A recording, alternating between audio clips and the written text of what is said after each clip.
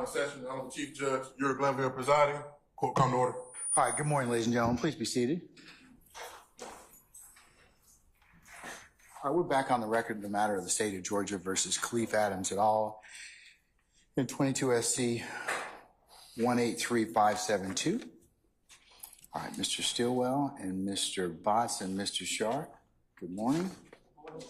All right, Mr. Williams, Mr. Steele, and Mr. Adams, good morning. Good morning, sir. All right. Good morning, Ms. Halterwinger. Where's Mr. Monsbach? I saw him walking around here a second ago. All right. Okay, he's here. All right. Mr. Kendrick and Mr. Weinstein, good morning. Good morning, Your Honor. All right, Mr. Huey and Mr. Matthews, Senior, good morning. Good morning. All right, Mr. Nichols and, who? Me.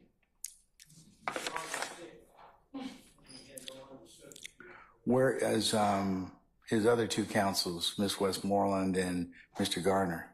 One is in Spain and the other one. Well, what's Spain? You know, only you can do. Okay, all right. Mr. Nichols, do you have any objection to Mr. Botts for filling in for today in this role? Do you? Okay. Have they discussed this with you? They being Mr. Harvey, Mr. Garner, or Ms. Westmoreland? Okay. And you're okay with Mr. Botts representing you today for the purposes of this particular hearing? All right. All right. Mr. Ryan and Misty Williams. Good morning, madam. All right. Mr. Smith, Mr. Uhalski, Ms. Knight, Ms. Hilton, Mr. Atkins, and Mr. Brown. Good morning. Good morning. All right.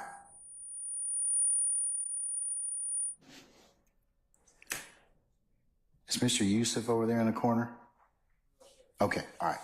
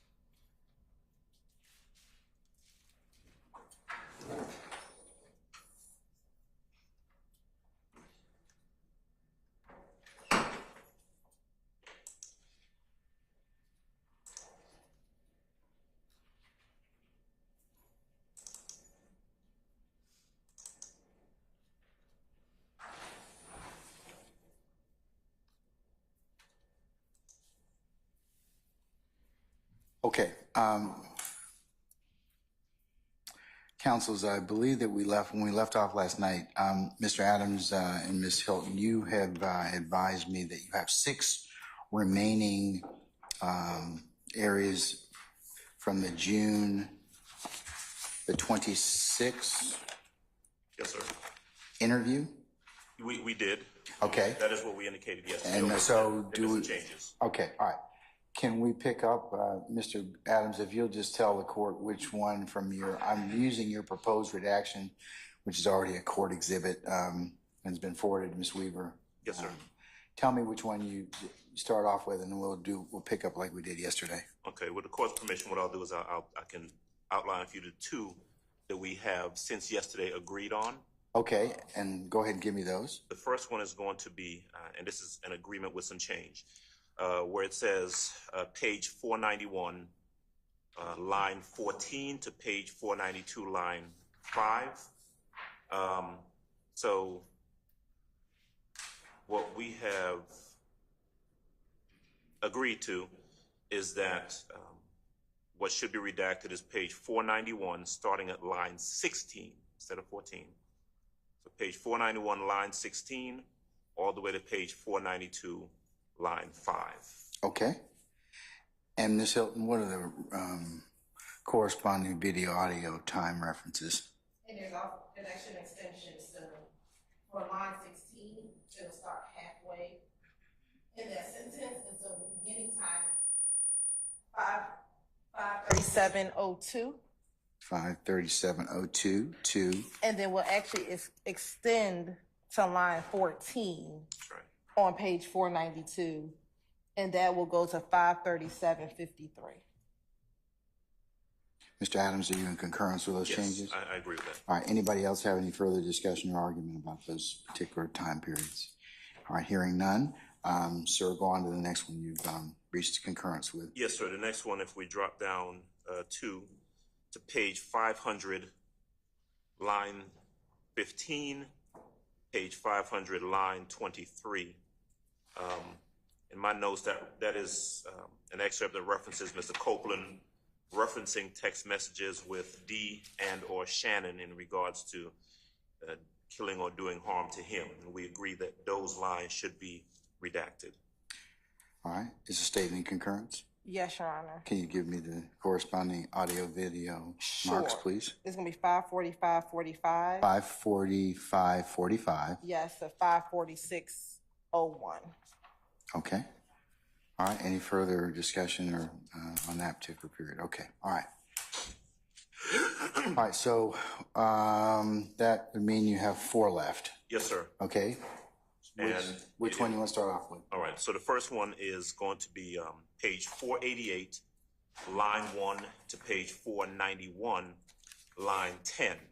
And my description of that is as follows. In my read of it, Mr. Copeland is talking about Donovan Thomas or Nutt's murder based on what he heard, what he thinks, and his opinion on what happened. I'm perfectly content to let the court either read through the transcript, it's a number of pages, or listen to, look at and listen to Mr. Copeland's audio visual interview on it. But my objection to that is that it contains items of hearsay. It infringes upon our ability to confront the witnesses who he says he's hearing that information from. It involves some speculation, and it also lacks foundation. What I mean by that is Mr. Copeland has been testifying on direct. But we've not yet gotten to the point where he's going into any detail about what he knows, what he purportedly knows about Donovan Thomas's murder. So he hasn't yet testified that this is what I know happened, or this is what I heard happen, or this is what I saw or think happened. This person was involved, this person was in a car, and that's my example, but we haven't gotten into those details as of yet. In the excerpts that I've indicated, he does go into that detail, and he is talking about hearing information from Demikian, from other individuals, and he gives great detail about this person was driving. So, for example, if you look at page 488, Your Honor, down towards the bottom, line 22, the detective asked him, for example, so it was Yak driving, Shannon with the AK, Nard with the pistol, and Doo-Wop with a pistol.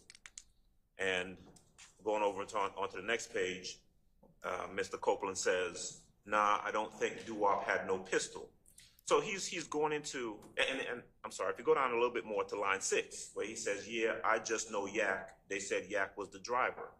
So obviously when he says they said, right, he's referencing hearsay, but he's going into great detail. My problem is that they haven't asked him any of that yet. And if their reason for wanting this particular portion of the audio-visual interview played is that it is impeachment by contradiction, well, he hasn't said anything yet about these details. It requires contradiction. They haven't laid the foundation. This is kind of something you addressed on yesterday, Your Honor. They haven't laid the foundation by asking him any questions so that they can now go into it and just carte blanche play what he says. Because what happens then, if you allow this, is they're playing the video, and essentially the testimony is coming out based on this audio-visual interview, as opposed to him testifying about it and either admitting or denying that this is what he knows. So my objection would be foundation, first and foremost, and then the other things that I've indicated, hearsay, our inability to confront the witnesses that he says he gets this information from, who would be, I think they're going to say these are co-conspirator statements, right? Right. Demetrius Garlington, for example, he's a co-defendant. We can't call him and cross-examine him. And then finally, that some of his testimony, some of his statements here is speculation. So that's my objection. Okay. All right. Ms. Hilton? Yes, Your Honor. So first, I'm going to start with the foundational argument that we have not asked Mr. Copeland about the night Donovan Thomas was killed. We did, in fact, ask Mr. Copeland about that. Your Honor, when I had Ask him about the guns or who was in the car? We did. So, Your Honor, on June 13th, we actually asked this series of questions. And this is all in relation to the night that Nutt was killed. My question to him was, after you left Mechanicsville, did you go anywhere after leaving Mechanicsville from what you remember? Yeah. Do you remember where you went? Pick Little D up. Okay. And which Little D are we talking about? The one that always be with me. Okay. Is that the Little D you referenced as your son? Yeah. Do you remember where you picked Little D up? Where did you pick him up at? McDonald's. Where was the McDonald's? On Cleveland Avenue. And when you got to the McDonald's on Cleveland Avenue, was there anyone else with Little D? Just him and Shannon. Anybody else? Just him and Shannon. When you picked up Little D, what did Shannon do? What do you mean? You said you picked Little D up. Did you also pick up Shannon? I said I picked them both up. When you picked up both of them, where did you all go? I blanked out after that. You blanked out after that. Okay, why did you blank out? Because they were saying that I got the phone call. Do you remember who called you? So I asked him what occurred in the car. What's happening? He says he blanked out. So at this point, if he blanked out, he does not remember anything that happened in the car, which would be the conversations that he had with Little D. And, well, what he's now saying Shannon, but previously he told the detective that Nard was in the car with him. And I believe that I asked him further on, and we don't have this part of the transcript, did Nard ever get in the car with you? And he says, no. So, Your Honor, we have confronted him as it relates to what occurred. Let me go further. Excuse me. I'm going to go down to the transcript. Now, before Monton called you, did you, Shannon, and Little D have any conversation about Nutt being killed? No, was his response. That's a complete contradiction to, that's impeachment by inconsistent statement that he said, no, they did not have any conversation about Nutt being killed. So as far as foundation is concerned, we have met the burden of the fact that this statement now comes in, one, impeachment by contradiction, but two, as a prior inconsistent statement. As far as hearsay, Your Honor, you've already ruled that what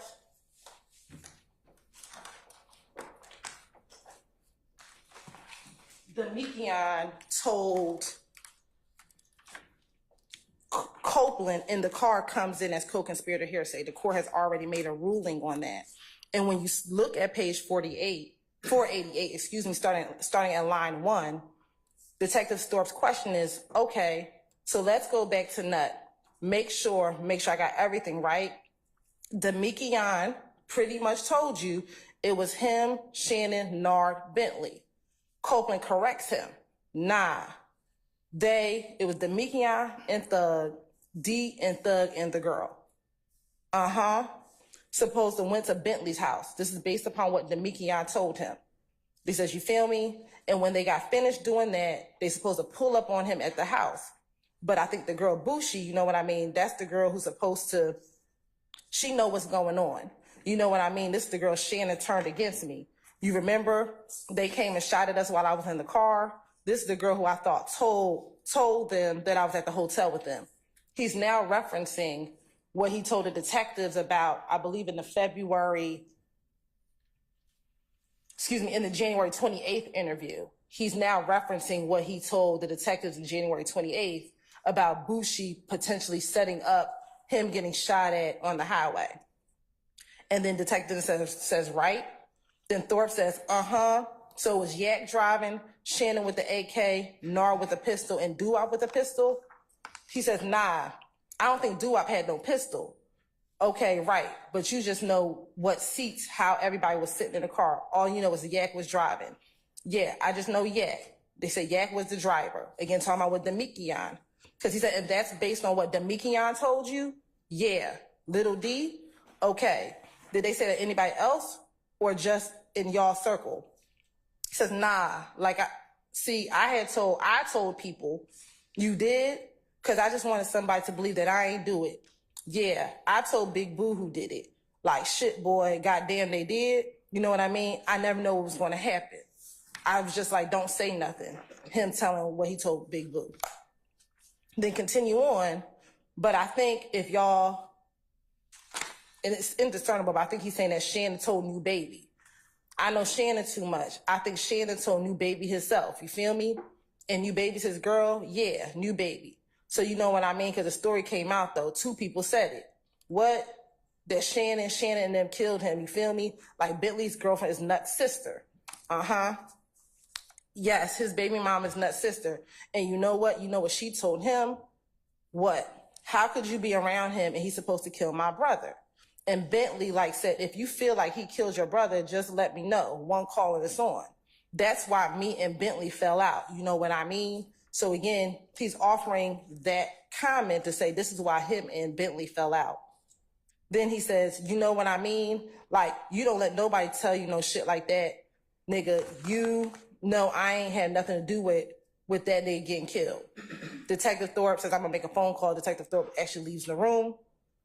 And then Kenneth Copeland continues to say, you feel me? So when I tell Bentley that, bro, you sitting around here telling this girl, if she want me dead, just say it. And they going, you know what I mean? So I believe you when you saying it. They would have killed me to get it off of him. And then he goes on and say, I told Thug that. And Thug was like, nah, he's just trying to throw her off. You know what I mean? Hell no, I ain't going for it. So, Your Honor, the hearsay portion that defense counsel is claiming is hearsay is not. It is the co-conspirator statement of Demekion Garlington when he told Mr. Copeland what happened the night of the murder. And we have laid the foundation to introduce that because we've asked Mr. Copeland here in court, what did you all talk about the murder when the 3 of you got in the car? And he says no. So this is a complete contradiction to that first assertion. So foundationally, it gets to come in as impeachment by a prior inconsistent statement. It is not hearsay because the court has already ruled that what Demekion told Mr. Copeland is a co-conspirator statement. And that really ends on page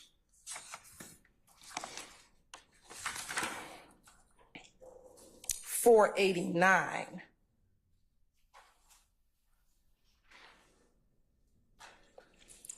Line 14, anything that Demekion told Copeland is from page 488 when Detective Thorpe is trying to clarify what Copeland said Demekion told him. And that goes all the way to page 489, line 12.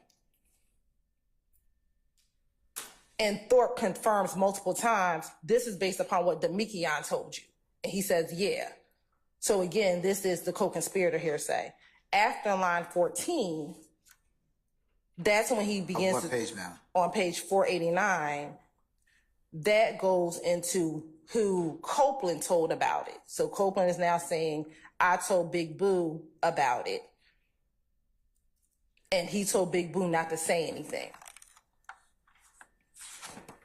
Is that going from 480, line 14, page 489 to the end, 491 at line 10? No, that's only from page 489, line 14 through page 489, line 24. Okay. Then when you flip onto page 490, this is Copeland telling the detectives that he thinks Shannon told New Baby.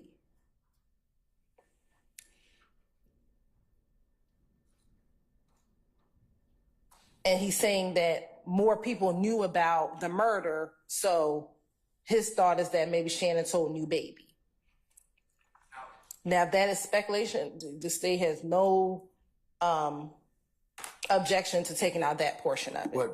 What part? So that would be page 490, line 1 through 8. All right. And I would have to get the timestamps for Mr. that. Short, Mr. Mr. Adams is going to argue. I already But it's your client, so that's what I wanted to ask you. Okay. In addition to the overall redaction, We- specifically, I'm also arguing that 491 through H. 491 to what, sir? 490, page 490, lines 1 through 8, as Ms. Hilton just said. That Okay. All right. Yeah. Well, I think that she's agreed to redact that as it pertains to your client, Yes, sir. among any other objections that are being lodged, to include the general objection about not playing the videos at all. So, And I'll actually extend that to line 12, Your Honor. so 1 to 12 Yes. on page 490. Yes. All right, that can be omitted out. Anybody wish to have any discussion in regards to that particular omission of just 490 to lines 1 through 12? All right, hearing none, those will be edited out. Okay, what else do you have? Then he picks up explaining that He being who? Mr. Copeland picks up stating that at line 15, Of what page? 490, that his baby mama is Nut's sister, referring to OG Bentley. And he goes in to say, you know what she told him? How could you be around him? And he's supposed to kill my brother. And Bentley makes his comment, like, if you feel like he killed your brother, just let me know, one calling and so on. That's why. Okay, let me just back up a second if I can interrupt you, sorry. When he being Mr. Copeland is talking about his baby's mama, who's that? He's talking about That Nuts. the mother of it? Who's he referencing? He's referencing Mr. Donovan Thompson's sister, who is also the mother of one of Kelvin Treadwell's children. We heard testimony about that. Yes. Okay, all right. And Okay. it's not hearsay because he's given his reason why him and Bentley fell out. So he's saying, he being Copeland, is saying that the sister, in a conversation with her child's father, is saying, how could you be around him? Meaning, how could you be around Copeland if Copeland's supposed to kill my brother? And then Bentley's response to that was, if you feel like he killed your brother, just let me know, one calling and so on. Copeland is saying that conversation is the reason why he and Bentley are no longer friends. And that furthermore, he says to Bentley, why would you let her say that to you? And you know that's not true. You know I have had nothing to do with him getting killed, him being Donovan getting killed. And he also tells Bentley, bruh, you sitting around here telling this girl if she wants me dead, just say it. So, I believe when y'all are saying they would have killed me to get it off of him. And then he being Copeland, tells Thug about the conversation of Bentley with his girlfriend. And Thug's response to that was, he's just trying to throw her off. Like, don't worry about that statement. And so we believe that all of that comes in as relevant, that is non-hearsay in this case. So the entirety of the section, exclusive of the part that we agree to redact, should be played, Okay.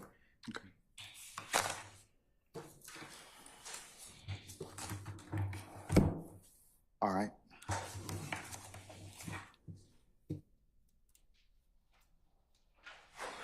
Can you give me the time references? Yes. If you wouldn't mind. So for the first portion, Your Honor, which is Page 488 to 489, line 12. yes, that will be approximately 5:33:55 2. to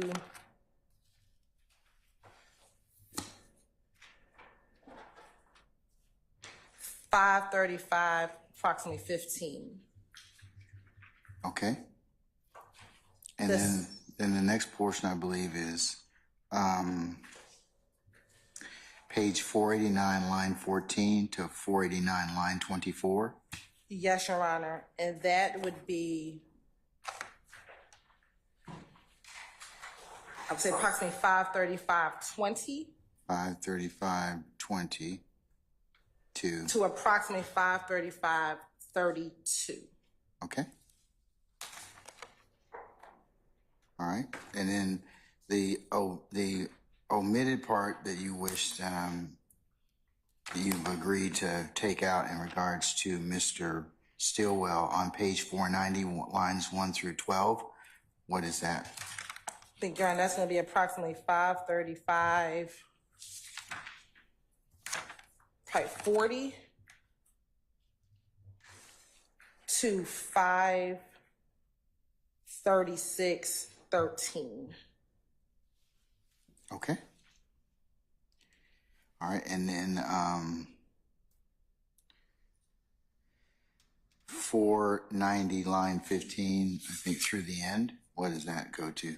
So from 490, line 15 through, and this actually bleeds into what we just discussed that we agreed to. 491, line 10 or something like that. I think that was the end of the section that you were talking about. Yeah, so that bleeds into, so we would start around 5:36:21, and that would be 5:36:15, which would be 490, line 15, and that would go all the way through page 491, line 16, which would be 5:37:00. Okay. All right. Mr. Adams, anything else before I rule? Yeah, I want to address the foundation argument again, because Madam Prosecutor quoted from her direct examination of Mr. Copeland in asserting that they had laid the proper foundation to impeach him with the specifics of this statement. The last question that I heard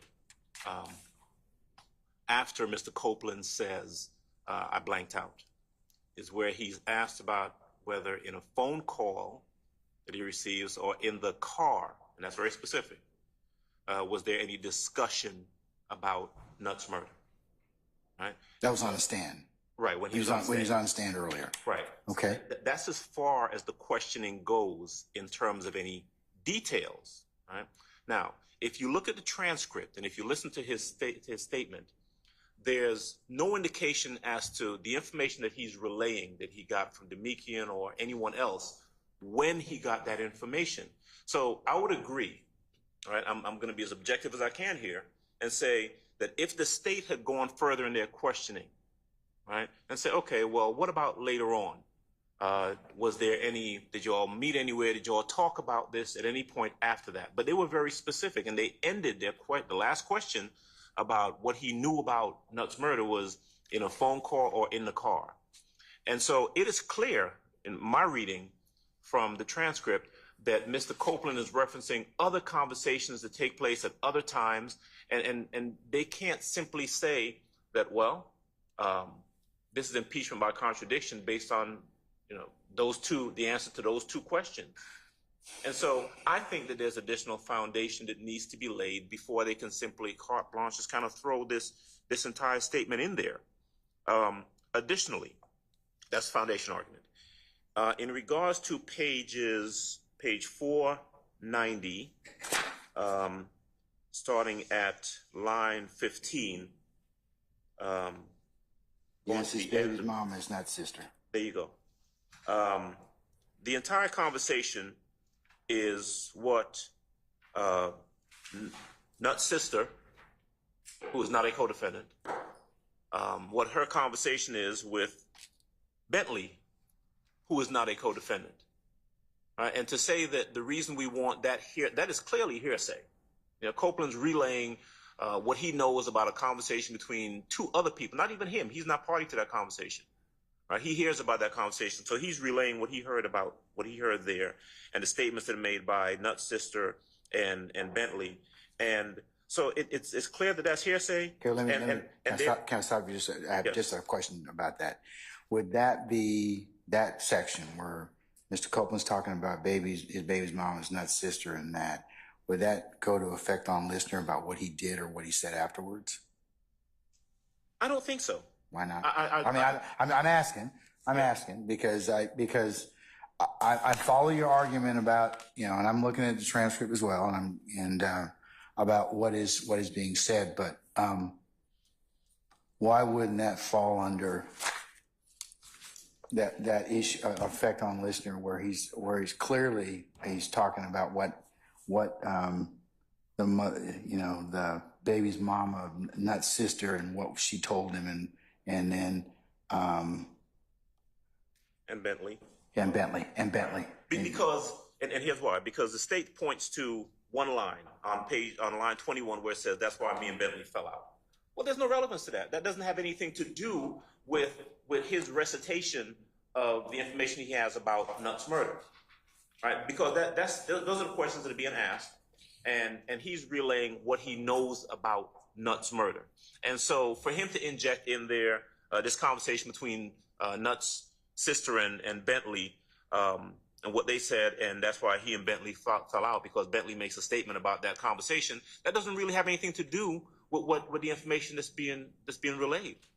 Okay, let me freeze. I'm gonna let you finish your argument, Mr. Adams. I want to ask the state's response as to what's the state's response as to that, basically 490 lines 15 through 22.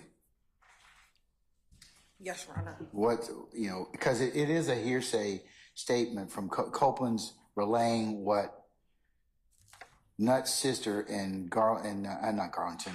Bentley told him. So let's put it in further context. Bentley, the state alleges, is a co-conspirator in the YSL gang conspiracy. He's an unindicted co-conspirator. He's an unindicted co-conspirator. And Mr. Copeland has just reiterated Bentley's role in the murder of Donovan Thomas, that he is the place where both the car gets disposed of as well as the guns get disposed of. And so what he is saying to the police is, Bentley and I have now fallen out. Bentley and I are no longer friends, given what he is telling this woman about wanting to kill me when he knows I had nothing to do with this murder. And so we're not offering it for the truth of the matter asserted as to whether or not Bentley actually said, if you feel like he killed your brother, just let me know, one call that it's on. It is the effect that had on Mr. Copeland, and in turn, what he does with the information. He then confronts Bentley about it, but then he also asks Thug about it as well. And that is why, to put what he did with Thug into context, that the jury needs to understand what preceded that. Not that we're offering it for the truth of the matter asserted, but what preceded.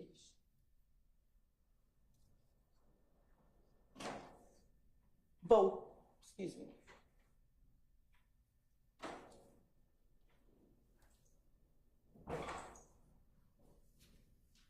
But what preceded why he was upset that Mr. Bentley would even mention that to Mr. Donovan Thomas' sister, and the fact that it upset him so much that he even mentioned it to Thug. Like, why would this co-conspirator say that he knows I have nothing to do with this murder? Why would he tell her that he would have me killed and he knows I have nothing to do with this murder? And so again, it's not being offered for the truth of the matter asserted, but it's being offered for the effect on the listener, being Mr. Copeland and what he did with that information.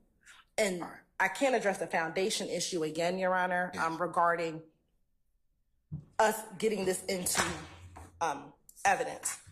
So first things first, Mr. Copeland told the detectives that Little D told him about the murder once he got into the car.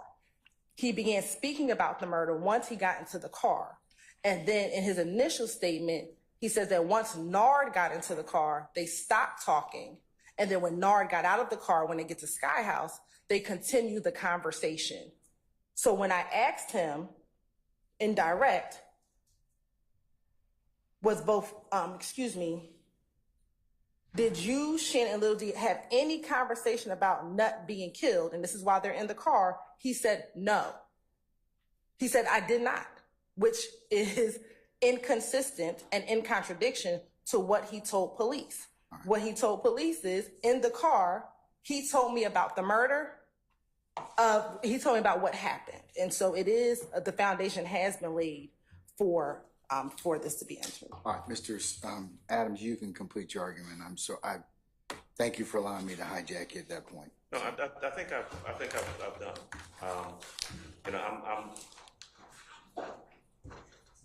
I'm recounting what I recall from his direct testimony.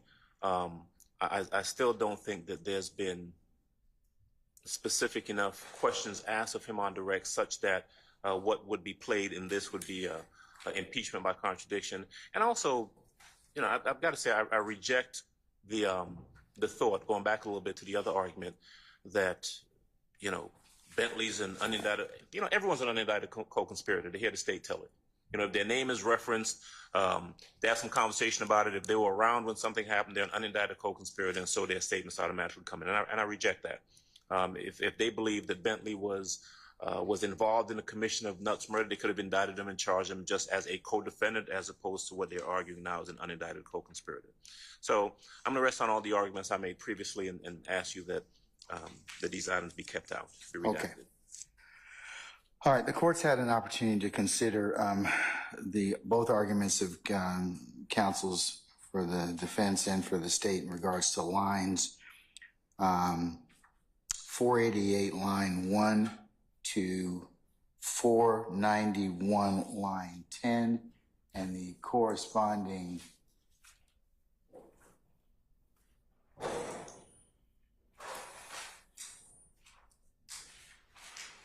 video and audio marks that have been stated for the record already. In this particular period, talks or references where Mr. Copeland reportedly talks about Nutt's murder based upon what he heard and what he thinks and what he opines from the defense's perspective, and their basis for their exclusion are hearsay, confrontation, speculation, lacks foundation. The state has responded by saying that they have in fact laid the foundation. They've also indicated that for a period of this where you have conversations in regards to what Mr. Garlington told Mr. Copeland, that those would be admissible under co-conspirator statements, which the court's ruled upon already. The other basis is prior inconsistent statements. The court is of the opinion that based upon what the court has heard from direct testimony, that in his direct, he says in pertinent summation that he doesn't remember what happened in the car, or he went blank, or words to that effect.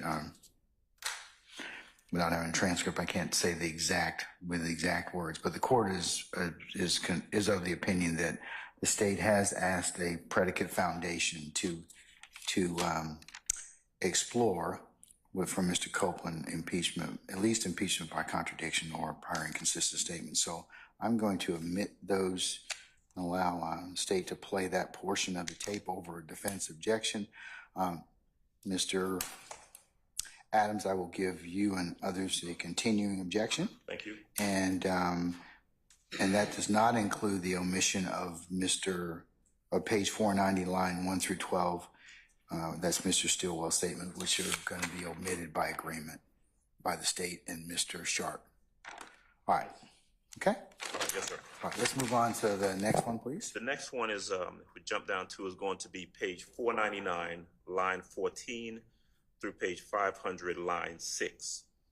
In those excerpts, if the court will take a look at it, the detective essentially, it's mostly the detective speaking. Mr. Copeland has a few lines in there as well, but it's mostly the detective speaking. And the detective is giving what I would call a speech about how they want Mr. Williams, how Mr. Williams is using others for his, quote, their words, reign of power, and how Mr. Williams eliminates people or his enemies. His enemies is my verbiage. People is what the detective says. So if we look at line 14. On page 499? Page 499, yes, sir. Okay. Detective Dennis is talking. He says, you want to know what we want. We want the stuff to stop.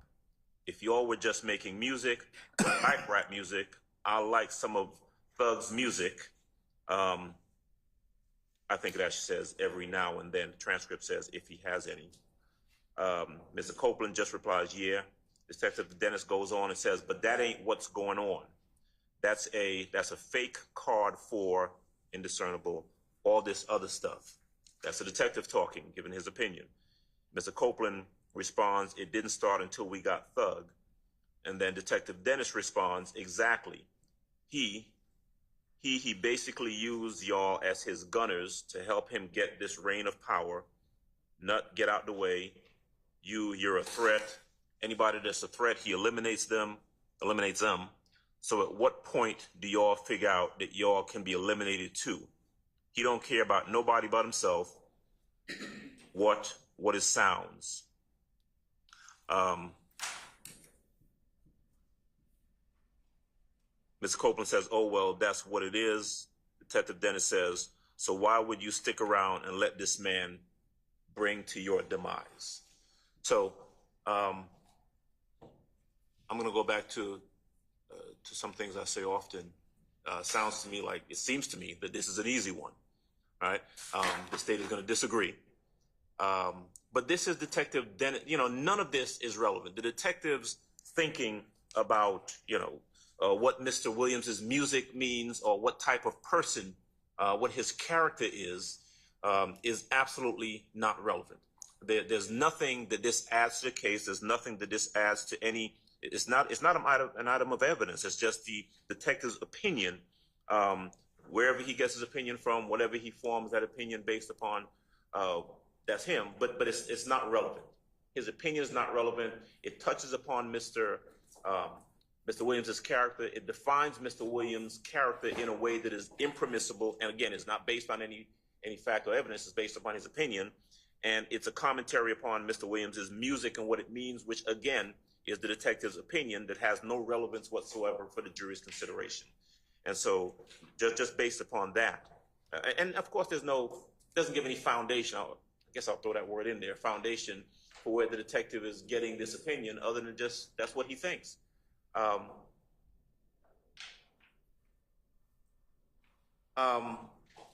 His opinion is more prejudicial than probative. I would say it's not probative at all. And so I'd ask that it be redacted.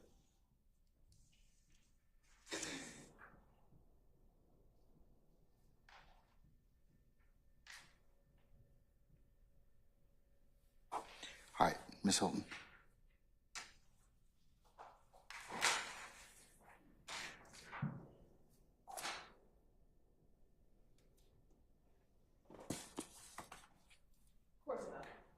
All right. Your Honor.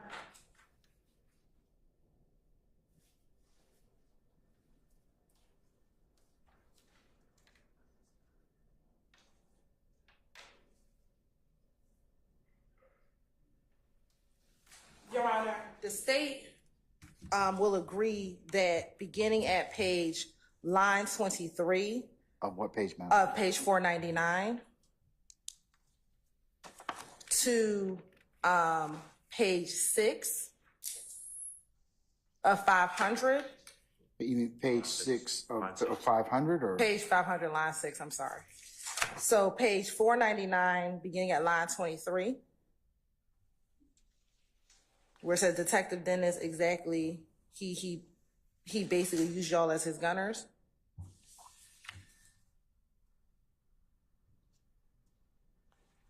Through page 500, line 6.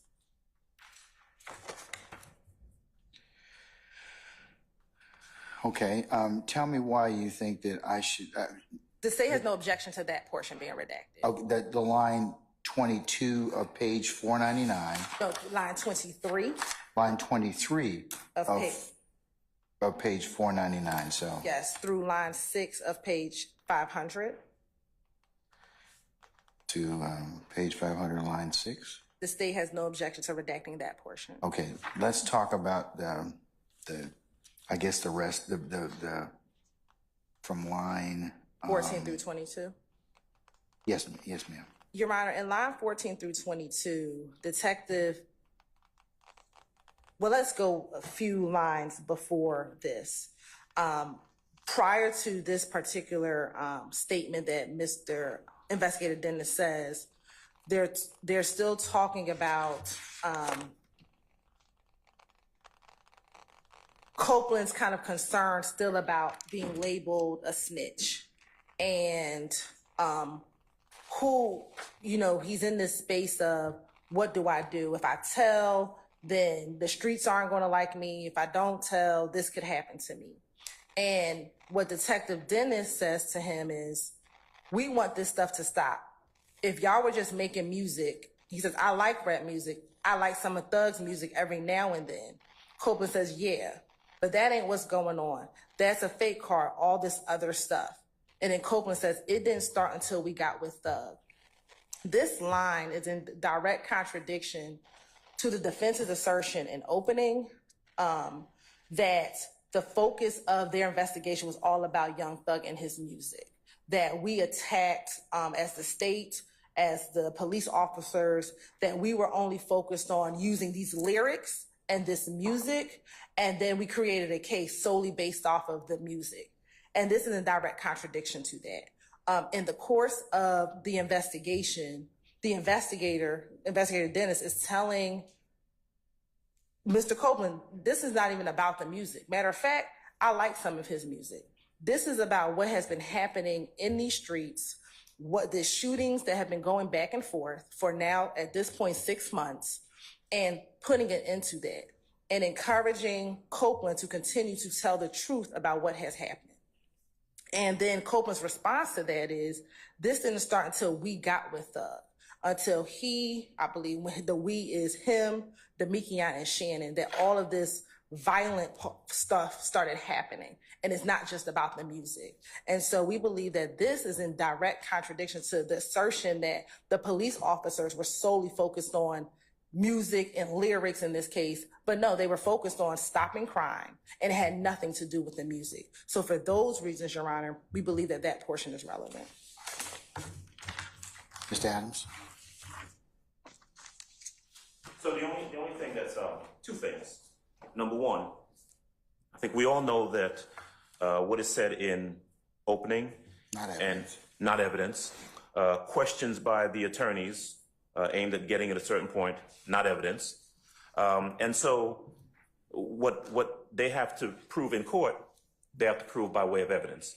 What the detective says in this excerpt, and we're talking strictly about line 14 through line 22, this is the detective's opinion on what the music is or is not. So for example, if you look at line 19, when he says, but that ain't what's going on, that's a fake card for all this other stuff. Well, if that's the case, then let's prove it with evidence as opposed to giving the jury the detective's opinion as to what that is. Because without more, what the jury ends up getting is the detective's soliloquy on what he thinks the music means, whether or not it's being propagated for art, or whether or not it has something indeed to do with the rest of the case or any of the criminal activities that have been indicted. And they've got to prove that with evidence. I just don't think that there's anything here. I don't think number one, his opinion is not relevant in regards to this item of evidence. And I think there's a fair amount of speculation on the state's part. I've said it before. I understand they have their theory, but when Madam Prosecutor says that Mr. Copeland's response, it didn't, on line 22, it didn't start until we got Thug. When she opines, well, when he says we, he means Shannon and Demekian, and this is who he means. Well, they don't know that. They don't know that any more than we do, unless Mr. Copeland gets on the stand and says, hey, this is what I meant, and this is who I'm talking about. That hasn't happened yet. So that part is just speculation. But overall, these few lines that we're talking about is nothing other than the detective's speculation as to what he thinks the music is in his opinion, and that's not relevant and should not be allowed. Yes, one more. May I add something? Sure. Also regarding this, you know, the state is making the argument that this out-of-court statement should be played because of arguments that some defense counsel made during opening statements. My recollection is that certainly that Investigator Dennis has been on the stand, and he provided live testimony rebutting the defense argument about following lyrics, and instead said, no, we follow crime and then found lyrics. I believe that was Dennis. It may have been Gaither. Anyways, the state has provided live testimony regarding that issue and their counter to whatever was argued in opening that they say was argued in opening. So I don't know why we would, knowing that this has been argued through live testimony, I don't know why we would allow out-of-court statements, hearsay statements that also have problematic parts in speculation, as Mr. Adams has stated. I don't know why we would allow that into evidence when the state has already been allowed through live testimony to address this issue. Okay. And if I may just add very briefly, I also think that this is probably not necessary because, as I've stated before, with setting opening and the questions of the attorneys are not evidence. But now the other thing I was going to mention, Mr. Sharp just reminded me, the court is very aware that you are not required to present any evidence at this point in time. You have not elected that decision, and that's of no consequence to me what they're saying you've said. You've said. So I'm not taking that from that vein at all. Also true. And I do think that there's, and I know it's been a long time, because we did opening back in November or whenever it was. Yeah, that was November, I Right. think, yeah. You know, but I think that the state isn't remembering correctly what Mr. Steele said in opening. I do recall that he made reference to the state cherry picking lyrics and so forth. But again, so I think their recollection of that is incorrect. But I don't think that's part of the calculus or the consideration at all because it's not evidence. All right. You're right, so I have this problem about those last two. Sure. So first, as it relates to the fact that the state cannot rebut what is said in opening, in looking at 24-6-621, 24-6. 621, which is impeachment by contradiction. Also in reading Carlson's on page 351, which is citing to federal law, federal courts allow parties to counter misrepresentations and in an opponent's opening statement with contradictory proof. What page is that? I'm sorry. Page 351. What part of the? If you go to I see it. I see it about the fourth paragraph down. yes, Dan. Okay. And rebuttal will sometimes mean the countering of factual assertions made during defense counsel's opening statement or for them cross-examination of the government witnesses. So the state can bring in evidence to rebut what was said in an opening statement. But furthermore, Your Honor, this statement, what Investigator Dennis said about the music is an adoptive admission by Mr. Copeland.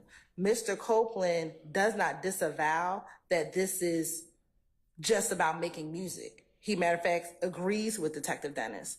And in court, if you can recall, Your Honor, Mr. Copeland made it seem that YSL is just a music group. Matter of fact, I think he even said the only gang that he associates himself with is 372, that he's not even a part of YSL. When I asked him directly, are you a part of YSL, the gang? And he disavowed that. So when you look at what he's testified into court about his disavowal of YSL, that YSL is just a music group, that this is in direct contradiction to that assertion. And he adopts what Detective Dennis says by not disavowing it, not saying, no, it's only about the music. He says, yeah. And matter of fact, he further says it didn't start until we got with Thug. So, Your Honor, for those additional reasons, we believe that this portion on page 499. We got with Thug or we got Thug? That's what this transcript says. We got Thug. I think it says. I think when you listen to the recording, it says until we got with Thug. Let me listen to that portion, please. I just want to listen from about line 14 to line 22. Okay. Yes, Mr. sir. Sharp, you have something else? Well, it just occurs to me that this adoptive admission argument. Don't worry I about mean, that. not only are Don't we worry about that. okay. Okay, don't worry about that. I mean, I'll let you complete your argument if you want, but I'm not convinced it's an adoptive admission, okay? If you're not convinced, All right. not good. Okay, all Well, right. let me attempt to convince the court also by just looking at 24-6-6-21. What it actually says is a witness. Yeah, that's why I'm not convinced, okay? All right. Okay. And you're right, so start at page, excuse me, at timestamp 5:44:34. 33 33 to about what time? to about 5:44:50. Okay. Hold on.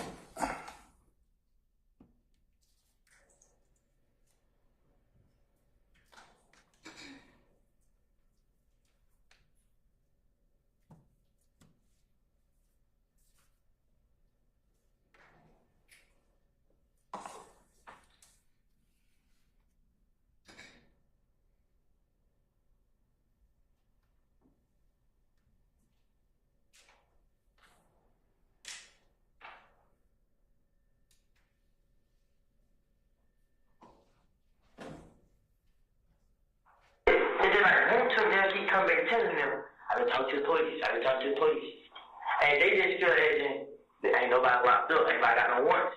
So I wasn't taking that because they were the truth is everybody say, I can't be telling that because whatever I know, if they get locked up. You know what I'm saying? Right. So they know that. And they ain't get locked up, so they know, well, I ain't tell. That's the only thing they keep me out of it. But what happens when they start getting locked up? You know what I'm saying? That's why these Started much earlier.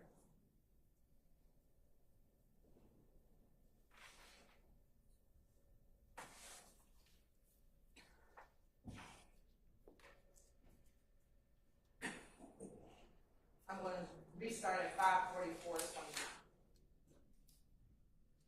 I know. You want to know what we want the stuff to stop. If y'all was just making music, I like rap music. I like some thug music every now and then. Yeah. But that ain't what's going on. That's a fake card for fueling all this other stuff. It didn't start till we got stuck. Exactly. Yeah. One more time, please. Christina?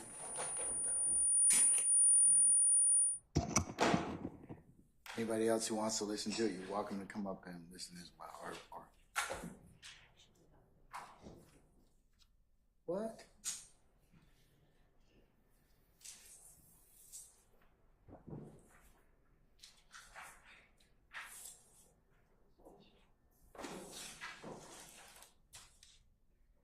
Ready on? Not yet. Not yet. I'm almost ready.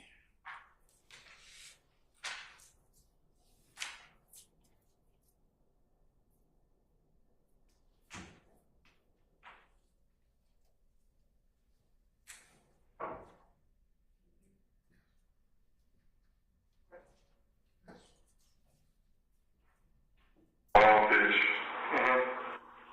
That's not to insult you. That's being real. Like, I know. you want to know what we want the stuff to stop. If y'all was just making music, I like rap music. I like some thug music every now and then. Yeah. But that ain't what's going on. That's a fake card for fueling all this other stuff. It didn't start till we got stuck. Exactly. Yeah. Okay.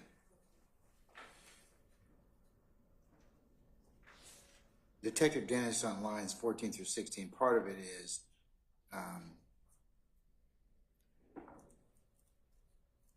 I like some of Thug's music now and then, or to that effect. It's not if he has any. And then on line 22 of 499, it does say when it didn't start till we got with Thug. But what does that mean? I don't know. I'm just listening to it. Okay, so do any of you want to listen to it as well? I mean, I'll give you the opportunity to do so. I don't disagree that what's in the transcript is It's not quite accurate. It's close in regards to that particular portion of what Detective Den starts off with. Okay.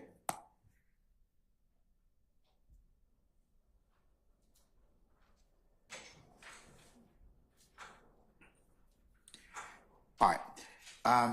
Based upon the court's listening to this particular portion of lines 14 through 22, the court is of the opinion that it is opinion by Detective Dennis and it is speculation. So I'm going to exclude it at this time and omit it. Just that particular section. Thank you, Your Honor. All right. And Ms. Hilton, would you give me the timestamps starting at line 14 all the way to line 16? So it should be 544. I have 34. You said it was 29 earlier. Well, I started at 23, so I'm going to say 544, 29 approximately to 545, 28? 23. 544, 29 to 545, 23. Yes. Okay. Any further argument or discussion in regards to that portion? Okay. All right. Next one is on the last page, sent to the court. Hang tight one sec, sir.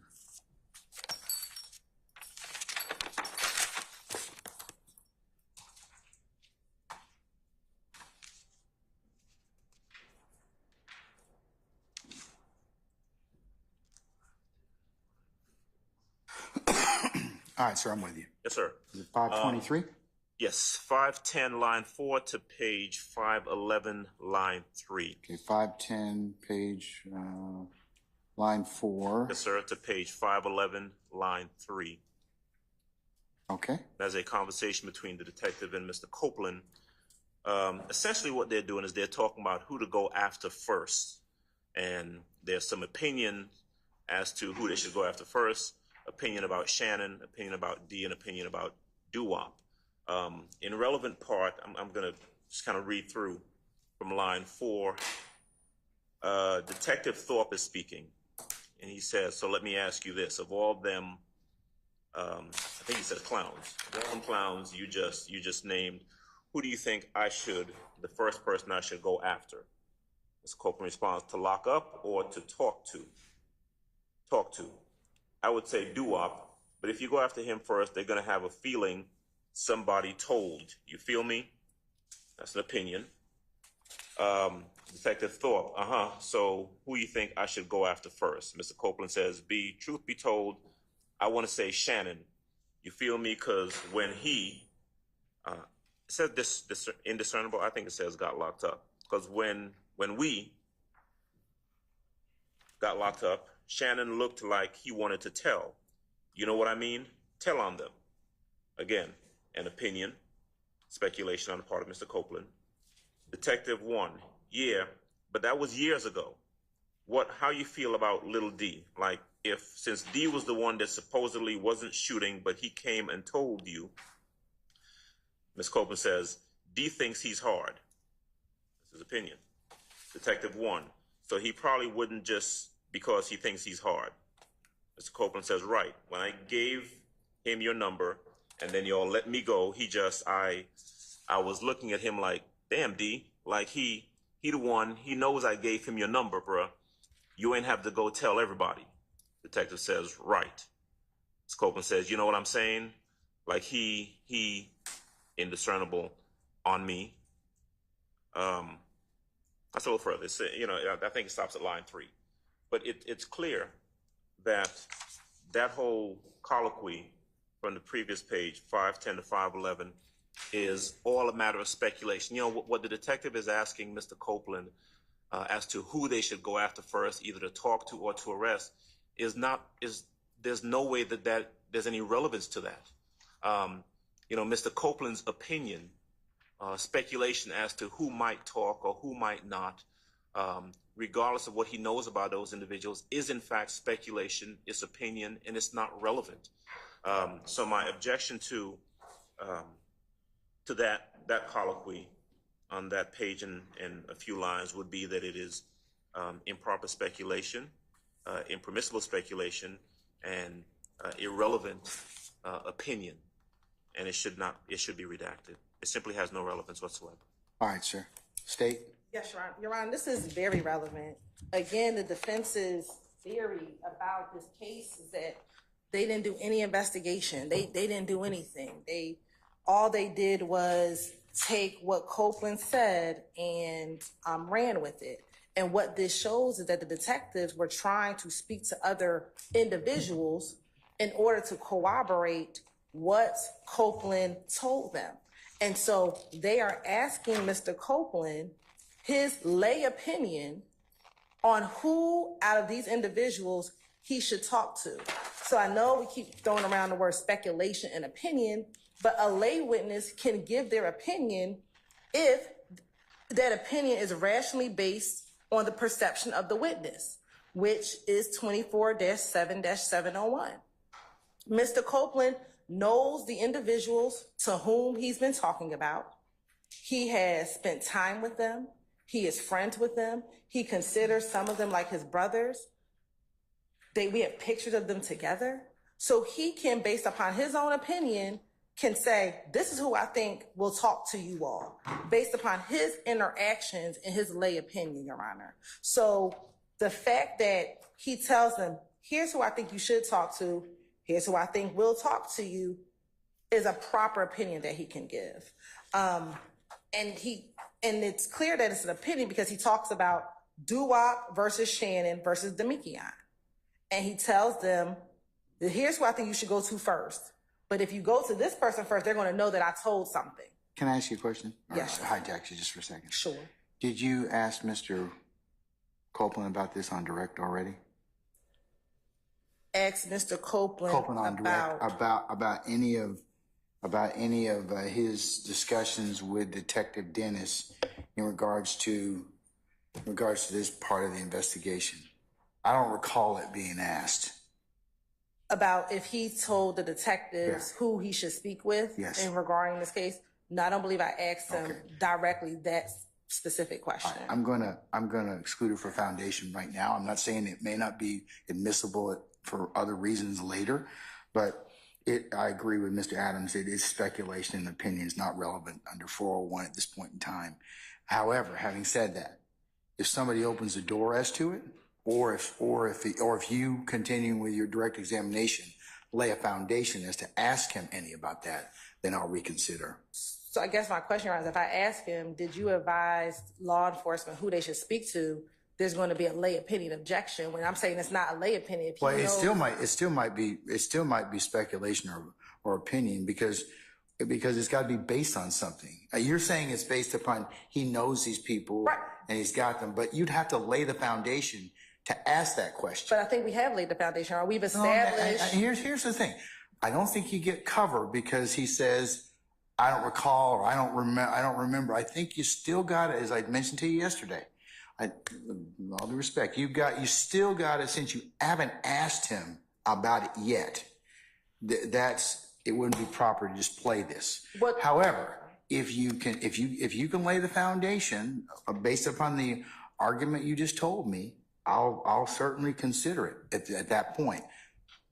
And I guess I want clarity because I think we've laid the foundation that he would have a proper basis to give a lay opinion. I don't know we believe that. I need to, again, if you lay foundation as to a lay opinion, I might be able to rule upon it. I don't know whether or not that will carry the day or not, but it depends on how you ask Mr. Copeland those questions and his response.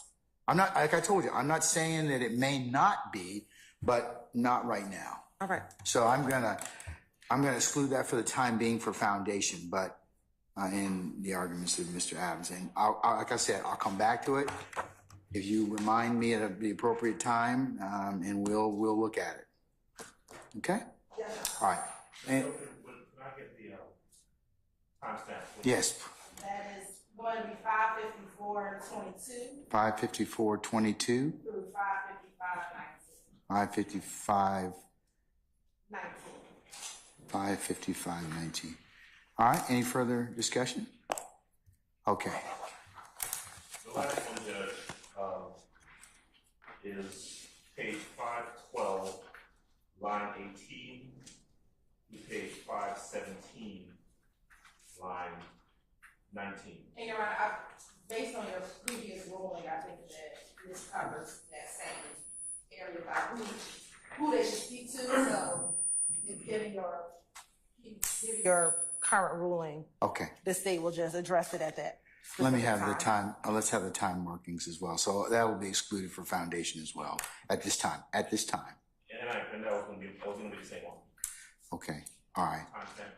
556:18 556:18 through 6 o'clock in 3 seconds. So what is that? 6:00. 6:00. Okay. All right.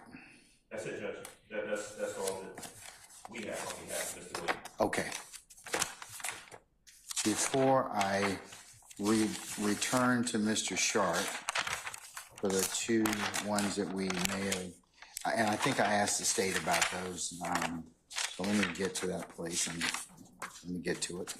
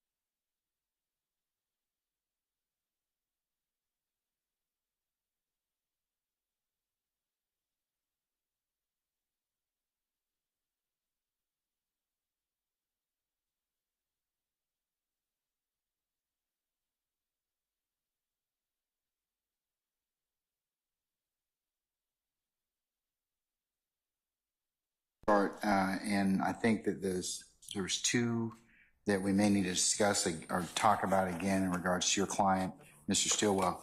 Mr.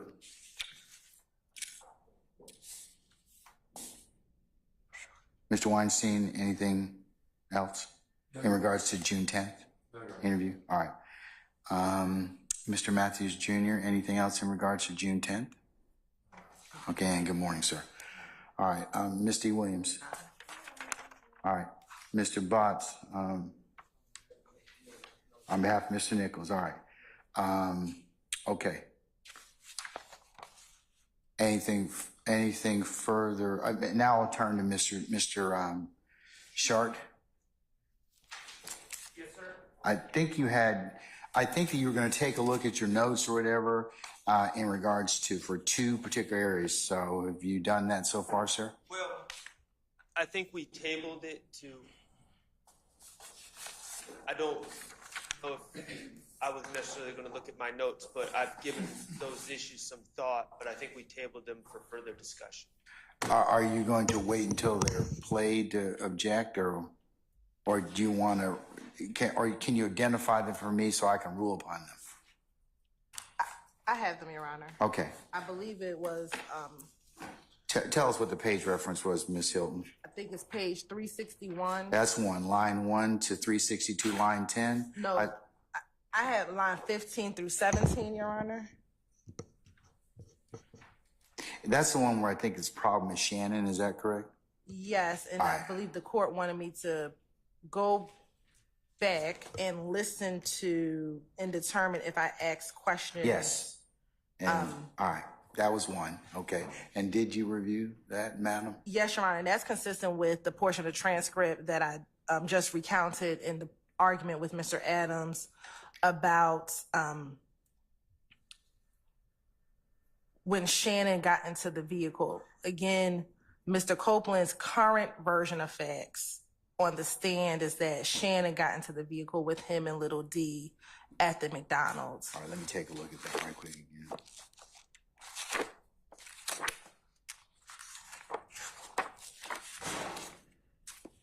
This is regarding page 361.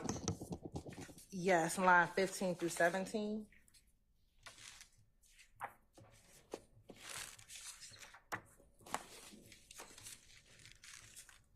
And I believe the portion that's at issue is where he says Shannon shot Nut is what the court wanted to hear if I had asked him questions about the murder of Donovan Thomas.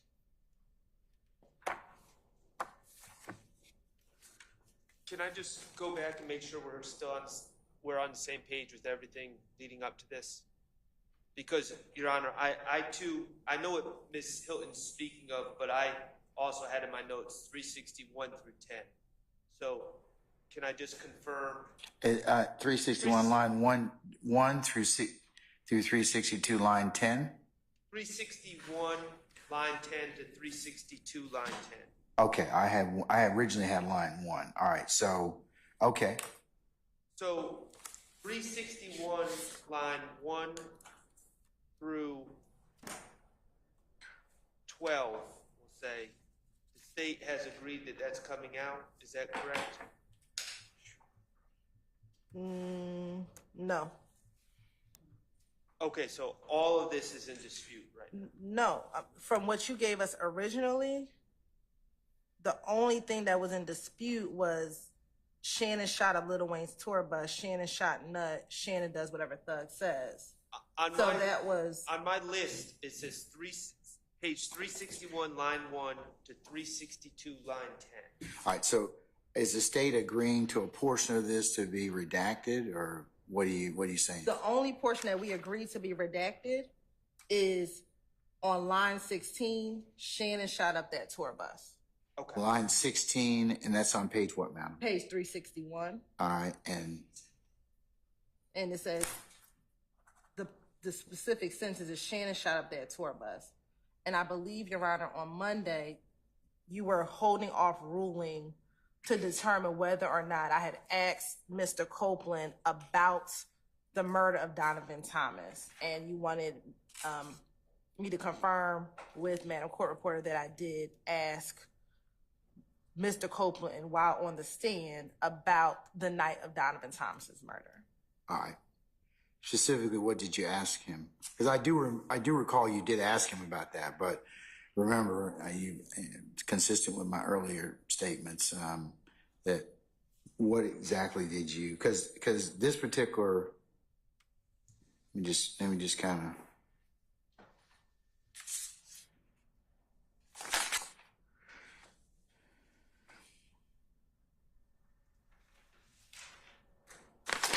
All right.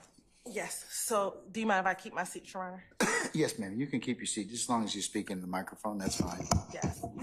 So it starts after you left Mechanicsville. Did you go anywhere after leaving Mechanicsville from what you remember? Yeah. His response, yeah. Question, do you remember where you went? This is your examination. Yes, Your Honor. Okay, all right. Pick little D up. Question, okay, and which little D are we talking about? Answer, the one that always be with me. Is that the little D you reference as your son? Yeah. Okay, do you remember where you picked little D up? Where did you pick little D up at? Answer, at McDonald's. Where was the McDonald's? On Cleveland Avenue. And when you got to the McDonald's on Cleveland Avenue, was there anyone else with little D? Answer, just him and Shannon. Anybody else? Just him. It says have Shannon, but just him have Shannon. When you picked up little D, what did Shannon do? What you mean? You said you picked little D up. Did you also pick up Shannon? I said I picked up both of them. Okay. When you picked up both of them, where did you all go? I blanked out after that. You blanked out after that? Why did you blank out? Because they were saying that I got phone calls saying I did something. Do you remember who called you? Yes. Who? Muntsunk. And do you recall how he called you? Did he call you on FaceTime or did he call you on the phone? I don't know. He asked me what I got going on or if I heard what happened or what. I don't know what he said. I just know he said that. I mean, people saying I killed Nut and he was calling me. Now let me ask you this. Did you kill Nut? Huh? Did you kill Nut? No. Okay, now when Muntsunk called you, was both Shannon and Little D in the car when Muntsunk called you? Huh? Was Shannon and Little D in the car when Muntsunk called you? I think so. Now, before Muntsunk called you, did you, Shannon, and Little D have any conversation about Nut being killed? No. Now, after you got off the phone with Muntsunk, did you and Shannon and Little D go anywhere? Huh? You said you were on the phone with Muntsunk in the car. I blanked out. Like, I know I ended up in a whole lot of places. Every time I looked around, I was somewhere different. Okay, later that evening, as we talked earlier, did you go to the police department? No. That night that you learned about Nut's death, Muntsunk called you. At any point, did you go to the police department? Oh, yeah. And then I believe at that point, Mr. Steele may have objected. And then I go into, on the morning of January 11th, did you ever speak with police? There was another objection. I asked the question again on the morning of January 11th, did you ever speak with police about Nut being killed? The police called me. Did you go to the police department? Same objection. Did you go to the police department, speak to the police? Yeah, I think. I asked them, how did you get to the police department? I dropped him off. By who Muntsunk got me, I ain't for sure. I can't recall. But I think who dropped me off, I just remember my brother and them met me down there that night. I said, now, Mr. Copeland, today being June 13, 2024, prior to today, I want to make sure I understand. Have you ever told police that Little D and Shannon got into your vehicle? Mr. Steele objected. The objection was sustained. Is today the first time you told the police or told anyone? And then the court interjects, said, which day? Today, June 13th. Let me strike that. Yesterday, did you tell me and my colleagues that Shannon, objection leading? I'm going to overrule the objection. Yesterday, did you tell myself and my colleagues, Ms. Love and others, about Little D and Shannon being in your vehicle the night of the murder? Huh? Yesterday, did you tell myself, Ms. Love, and a few of my other colleagues that Little D and Shannon were in the car with you the night of Donovan Thomas' murder? I told you and them that what I told the investigators when Nut got killed, something different, because I was trying to finesse my way out of the situation. Okay. So I said, I picked up D and Shannon. D never told me nothing. I made it up to clear myself up, and that's it. Okay, and was that yesterday that you said that? Did you tell us that yesterday, what you just said? You asked me to be truthful. So, again, anything that, and that's the end of the transcript as we have it. So, again, okay. He told me in court that D never told him anything, nothing. So, anything that D told him, that he told police D told him, would be impeachment by prior inconsistent statement, impeachment by contradiction. He said, I made it up to clear myself, and that's it. You sure? That's not true. The state's skipping a step. First of all, impeachment by contradiction is bringing in, it's not supposed to be prior inconsistent statements. That is. No, it's anything that the witness testifies inconsistently with earlier. I mean, well, respectfully, that's what prior inconsistent statements are. It can be. Contradiction, Your Honor, is witness named Jeff says the light was red at the time of the crash. You bring in witness Brian that says no, the light was actually green at the time of the crash. That's impeachment by contradiction. You bring in another witness to testify about how the first witness was incorrect or wrong or contradicting. Prior inconsistent statements is a type of impeachment contradiction using a witness's prior statements. And so what the state is missing here is they're saying, did Demekian, they're saying the foundation is laid by saying, did Demekian, was Demekian in the car? Did Demekian say anything? Kenneth Copeland is saying no. But that's not the correct question to lay the foundation for prior inconsistent statements. They need to say very specifically, they need to ask, did you tell police that Demekian Garlington told you this on this date? That lays the foundation. And they're also confusing the issue by including Shannon in these conversations, which has never been said by Mr. Copeland. So if they say, did Demekian and Shannon, did you tell the police that Demekian and Shannon told you that so-and-so, whatever happened on January 10, 2015, he would be correct to say, no, I never told the police that. And there would be nothing inconsistent because he has never put Shannon as a party to any of these conversations. They need to specifically ask, did you tell the police, not did it happen, but did you tell the police that Demekian Garlington told you this? And if he says yes, then they don't get to get in these prior statements because they're not inconsistent. The question isn't, did Demekian tell you this? It's, did you tell the police Demekian told you this? And if he's asked that question, he may very well say, yes, I did tell Demekian that. It was all I did tell the police that Demekian told me that. It was all a lie, but I do acknowledge telling the police that. In which case, there's no prior inconsistent statement because he is acknowledging that he made that statement in the past, and it doesn't need to be proven using extrinsic evidence, including a videotape. But they haven't done that. They've just asked, did it happen? Not, did he tell the police that it happened? What if, as in this particular circumstance, I think that there's an omission. Like he says, hey, I don't recall this, and then his earlier statement says, includes more people or has more granularity. Well, the problem is they asked, did Demekian and Shannon discuss this in the car? And he has never said Demekian and Shannon discussed anything in the car. He said, what he said in his prior statements were, I showed it at the McDonald's. Demekian was the first person to come to my car. Demekian got in my car, said something very quick, pointed at the people who he said did it, and then didn't say anything else. That's what he said. He never said Shannon Stillwell was in a car discussing anything. And the reason he never said it because Shannon Stillwell was never in a car discussing anything. So he need to be very specific about what they're saying he said in the past. And if he owns that prior statement, then this doesn't get in. All right. You're right, but that's the point, Your Honor. We agree. He never told the police that Shannon was in the car. So he is contradicted by what he told the police previously.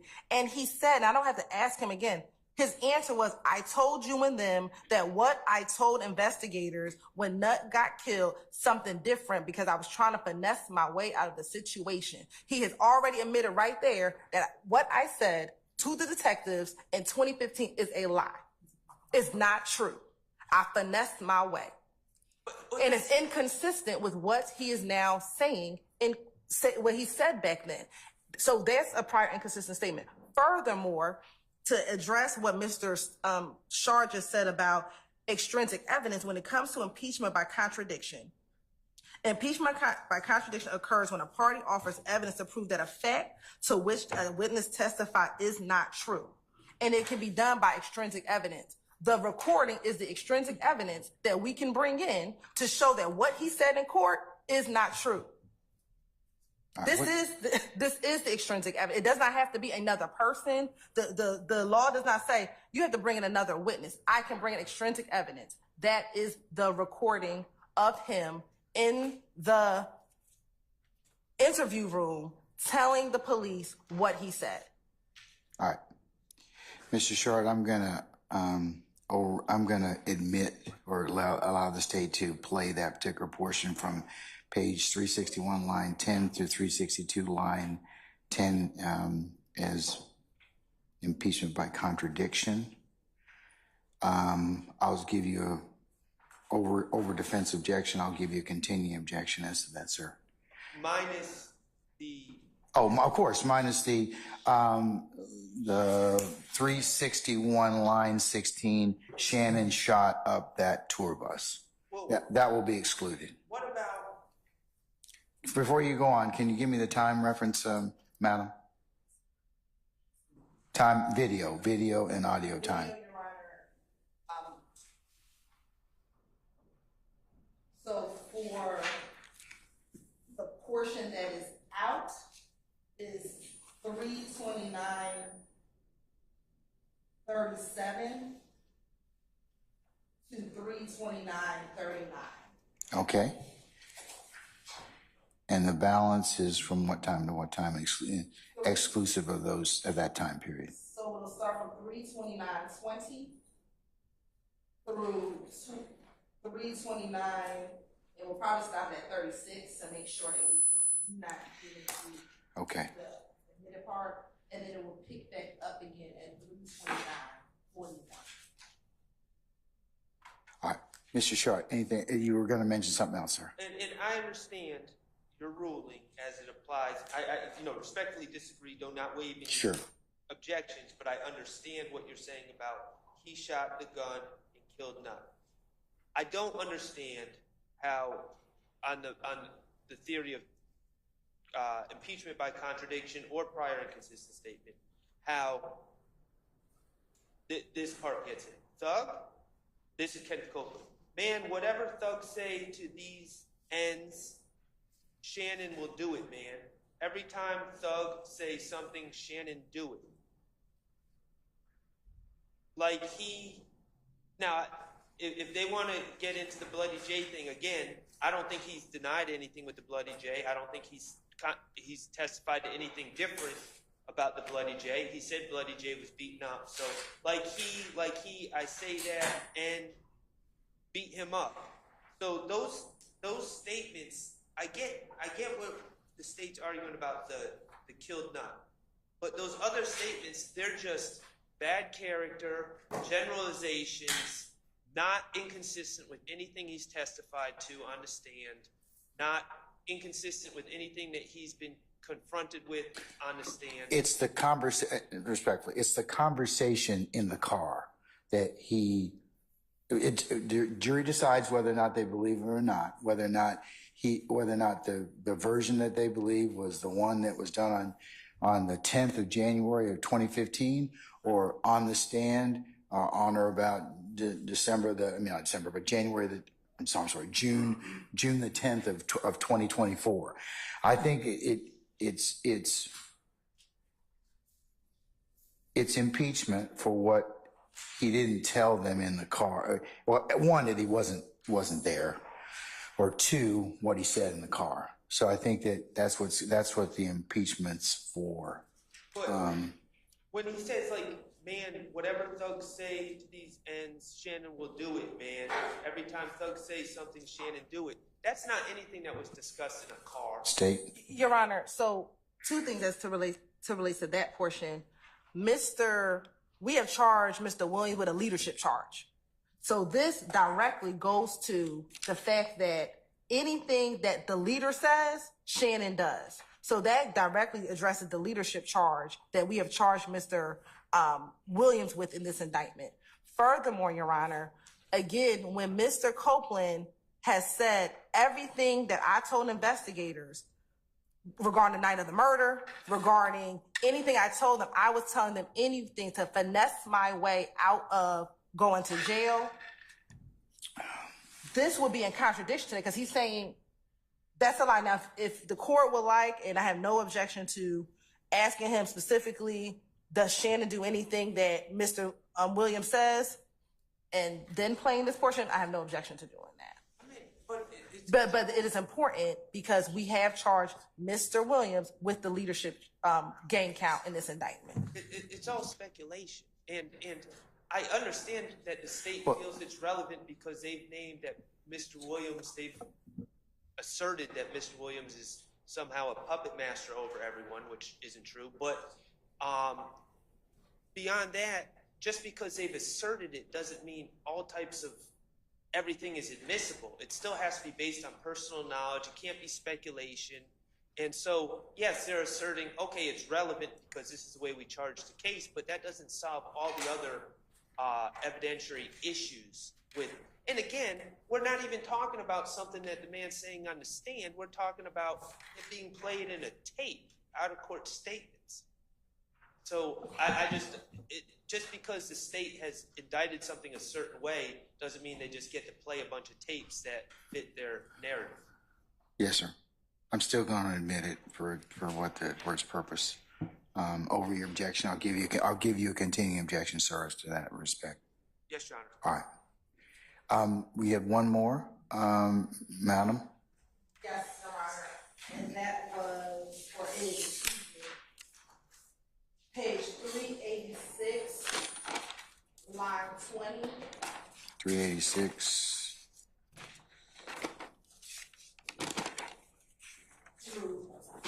Hold on one second. Let me see if I can find it.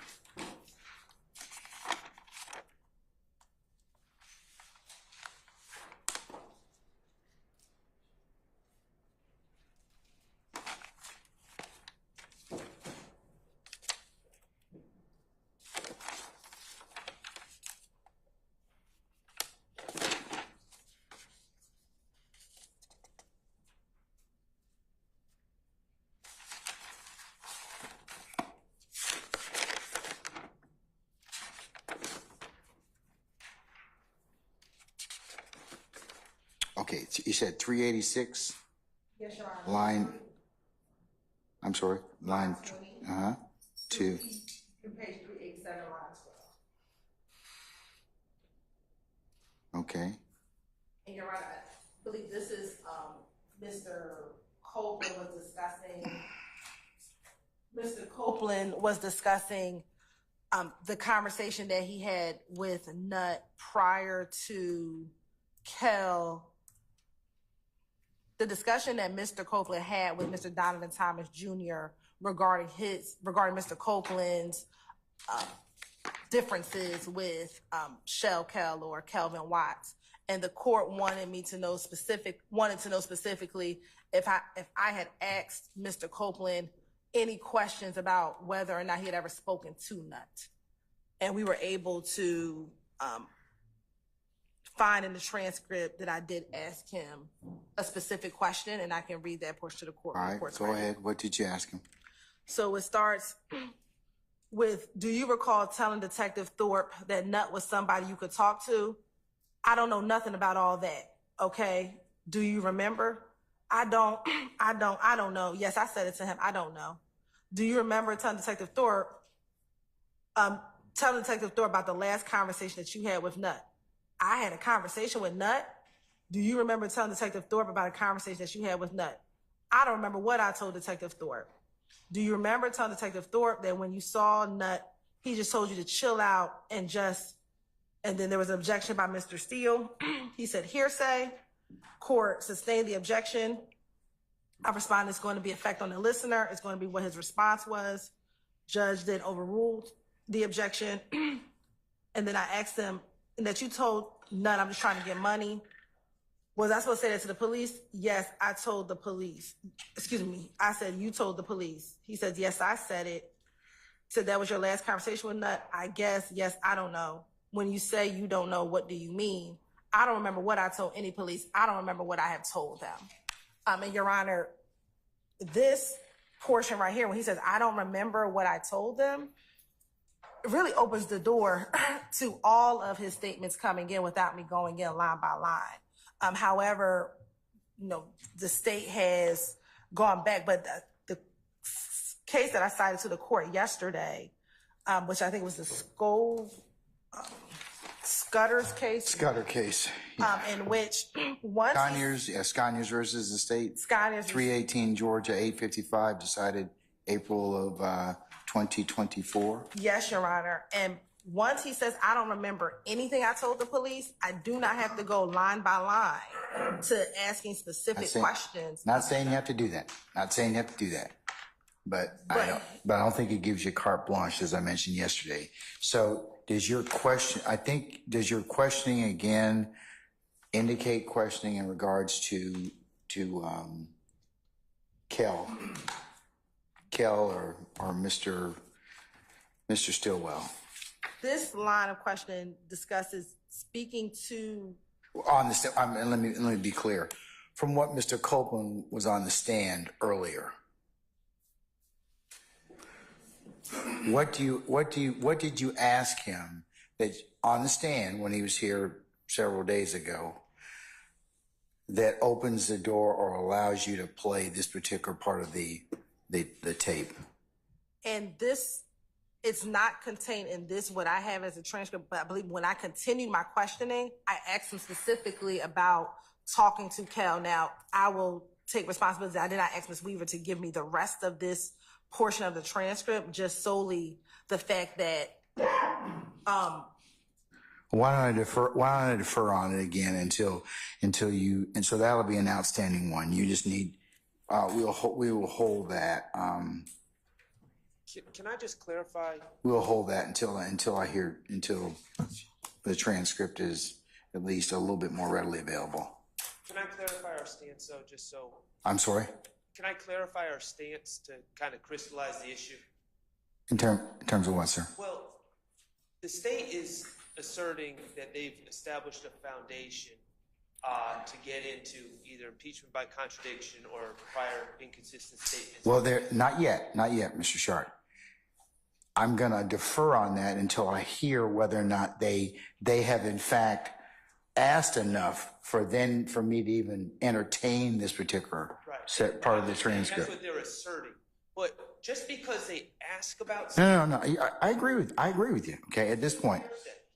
Well, I need to hear the statement first that was asked on the stand to make that determination. So that's why I'm saying let's defer it until that time, because I need to first hear what was asked, hear what his response allegedly was, and then determine whether or not it falls within an acceptable, if it does, exception for me to authorize them to play it. Yes, sir. Okay? All right, so just remind me, I'm going to hold that, okay? All right. All right, counsels, is there anything else in respect to any of the interviews involving Mr. Copeland as it pertains to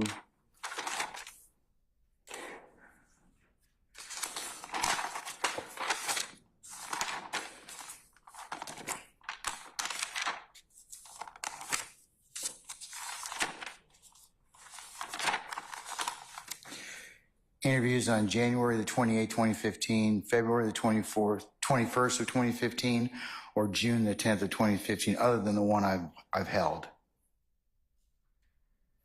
No, Your Honor, and the state's intention is to take the transcripts that we have, highlight the redacted portions, send that over to defense counsel so they can confirm. I'm just going to say that you will be doing that the Thursday the 27th and Friday the 28th, okay? Because I do want to make sure you all have a chance to look at that. Please don't come here and we get Mr. Copeland back on the stand and then you all want to still argue about redactions that. So I want to know if there are any problems before we put him back on the stand or we resolve those. So yes, showing those.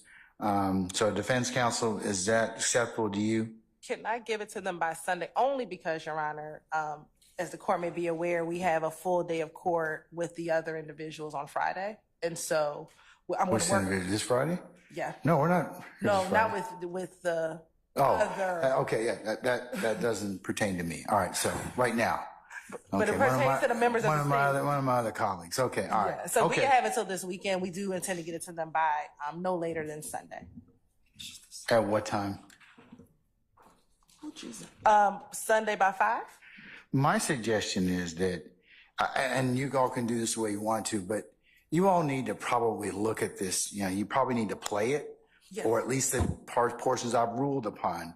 You all need to get together physically or have a representative get together and go ahead and make sure that the edits are correct. Because what I don't want to do is play things that are outside the bounds of what we talked about, and then there to be objections and problems. So can I get somebody's commitment to do that? And if so, when are you going to do that?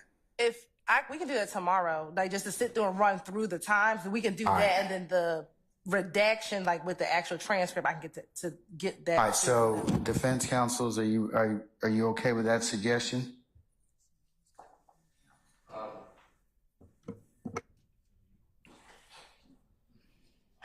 Well, who's going to, all right. So objecting to the... Just generally, Mr. Steele, I know that you don't believe a foundation's been laid and you believe that it is improper impeachment as a whole. So that is not lost, and that'll be your overarching objection, which I'm giving you and others a continuing objection for.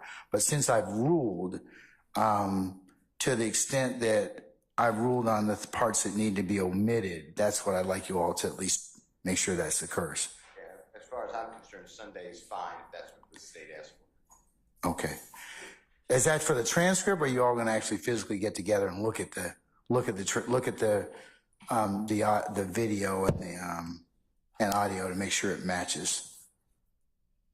Can I ask, is the state planning on taking segments out so it jumps from one to the next, or is the state envisioning just turning the volume off? We'll turn the volume off only because when we tried to convert it, and I think you all had the similar issue, it jumps. The video itself is not it's not good video. Unfortunately, when we try to convert the evidence reviewers to MP4s, it doesn't. It's not good video. Okay. To do that. So we plan to play and stop. Now we can, if defense counsel on their own wants to verify the times, and then we can verify the times, just make sure that the times are consistent. We can do that as well. If they would do that on their own and they can just forward us the times, we can do that as well. But we're open to whatever way to make sure that we don't have any issues. Okay. And Mr. Steele, you stood to, or Ms. Sharp? Speaking for myself and I think others, we don't know the technology involved, but we object to presenting it, just playing it, and then turning off the volume for certain segments, and then turning the volume back on. I think that invites the jurors to believe that something's being hidden from them, invites them to assume that it's they're not getting evidence concerning our clients, and invites them to draw negative inferences from that. So we would object to just turning off the volume and letting the video play. I'm not sure about the technological challenges. Someone that's smarter than me, I'm sure, can find a way around that, but that's our stance. Right, I think the court will instruct the jurors that they are only to consider admissible evidence. And so what the court has ruled or deems that portions are not admissible, or that the state doesn't intend to play it.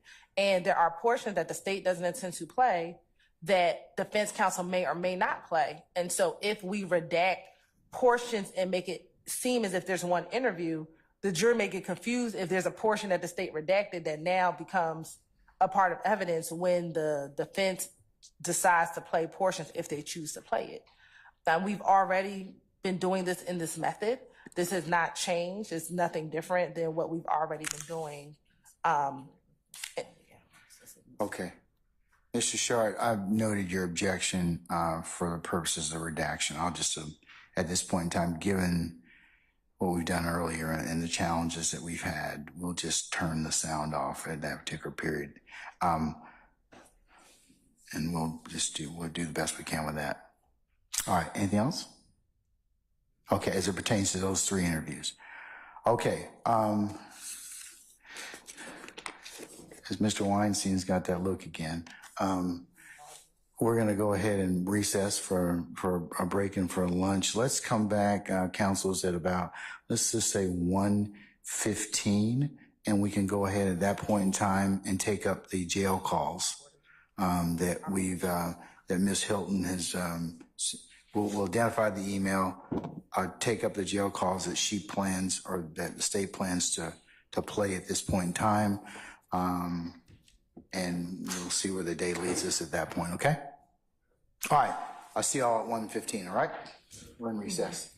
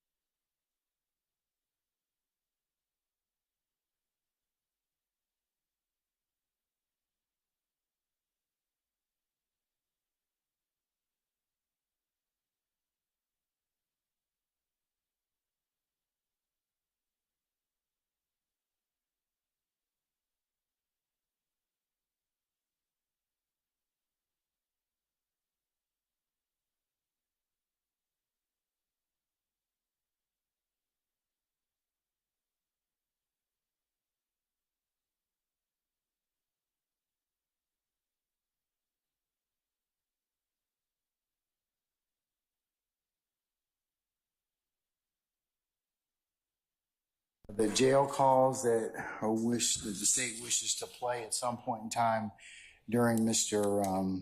Copeland's examination. I'm going to include as the next court exhibit in order the email sent from Ms. Hilton to all of you on Tuesday, June 25th at 7:54 p.m. All right, so Ms. Hilton, from your email, it looks like that there are 5 calls that you wish to, you initially provided 11 calls, but these are the 5 calls that you are definitely going to play, and the other 6 may become relevant at a later time.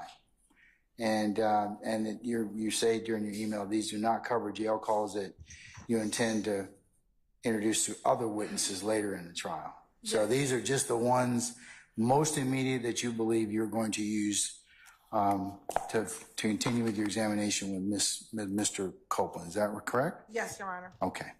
All right. So given that backdrop, I think the first one that you indicate that you are going to play is you have it marked as Index 58, March 11, 2015 at 19:27, and it goes from 00 to about 15 minutes and 30 seconds. Is that about right? Yes, Your Honor. At this juncture, we haven't heard any objections from the defense. Well, first, let me find out. Do we have any spokesman, or do you want me to ask each individual defendant?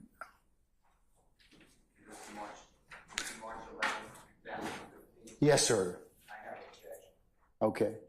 So approximately 14 to 20. Of Index 1, I'm using Ms. Hilton's email for purposes of this discussion. And Your Honor, it will be State's Exhibit 401. I was going to ask you that Yankee. next. Okay, it'll be State's 401 Yankee. Yes, Your Honor.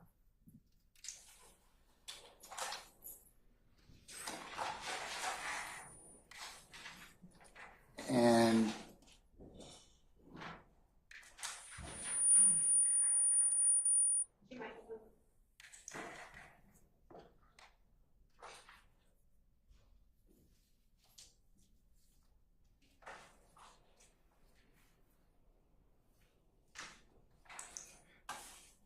Mr. Steele, what's the part that you have an objection to? Mr. Copeland is asking for a lawyer. I believe the state alleges that he's speaking with Mr. Jeffrey Williams for part of that call at about that time, and that Mr. Williams uses my name, my first name, on the call. I would object and ask to redact that portion, especially my name. Okay. Your Honor, in listening to that call, I don't believe he said Brian. Can you And play we'll it? play. What's the time? Can you play span? maybe play the last 2 minutes? That'd be sufficient for me to listen to it, Mr. Steele? Yes, sir. Okay. Let's play the like 13:30 to the end. Okay. Okay, of 15:30.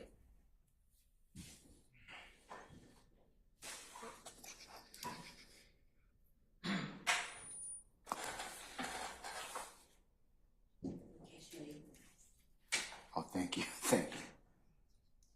Oh, sorry. That's not the right one.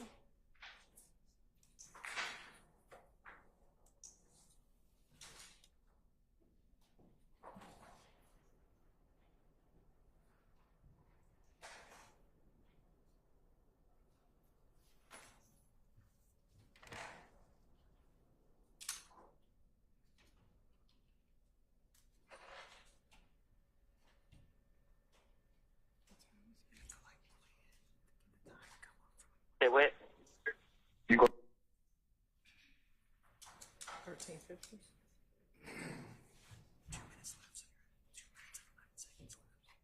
Okay. Look in your eyes.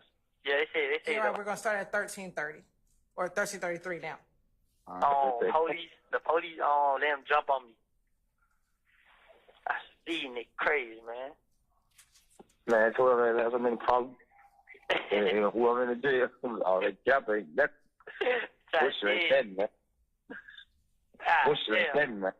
This shit here a drag, bro. Man, what the hell you talking about? You already know I know. You already know I know what's happening. Some of y'all locked up. I was already like, what the hell? What they talking about? Now I'm talking about nobody. That's what I'm trying to tell you. Man, I don't stop right in front of these folks and look at these folks call that shit on the phone. Yeah. I made Bentley call her. Like, call her. See what the fuck going on. Because of the probation. That's just a little bullshit. But the probation will try to hold you. Just about their money or whatever. So I already know that. All I just said, I would just gave him a lawyer, look 3-4 bank, $2,500. You know, he'll bring you. You have 1 minute left. He'll get you in the courtroom for $2,500. You know, that ain't shit. They don't even want that much. One lawyer had told me. I know. Yeah. So listen, I might have this son text you my information and stuff. You say you try to have me in the morning. Yeah, I had a lawyer or whatever lawyer you choose. I don't have none. Well, I could just have somebody pull up on their son and bring their son the money. Then you see what I'm saying, or they son, mom or daddy, because you know they probably know something about the shit. So I can just make anybody go get the money. I can make them pull up to the club, get the money from Ken or anything. Right now, you see what I'm saying? So that ain't no pressure. Shit, we don't know no lawyer though. Yeah, that's what I'm saying. You know my lawyer. So you? I know mine. I ain't got the number. Hit him. You just tell him. He already got my card and everything. He already got my card in his system and shit. So I ain't got the number. Just hit him. Like, go check on this number right here, and you can go check on this name. And Thank you for using Securus. Goodbye. I did not hear Brian or Mr. Steele's name at all. Mr. Steele, do you, I can't say I've heard it either. Do you have a time reference you can point me to again? I'll listen to it again. Very 15:12 is where I'm being told. Okay, let's play about right at 15 minutes, please. Hello, this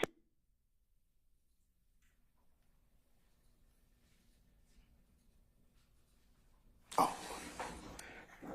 Chris, can I listen to this? Okay, all right.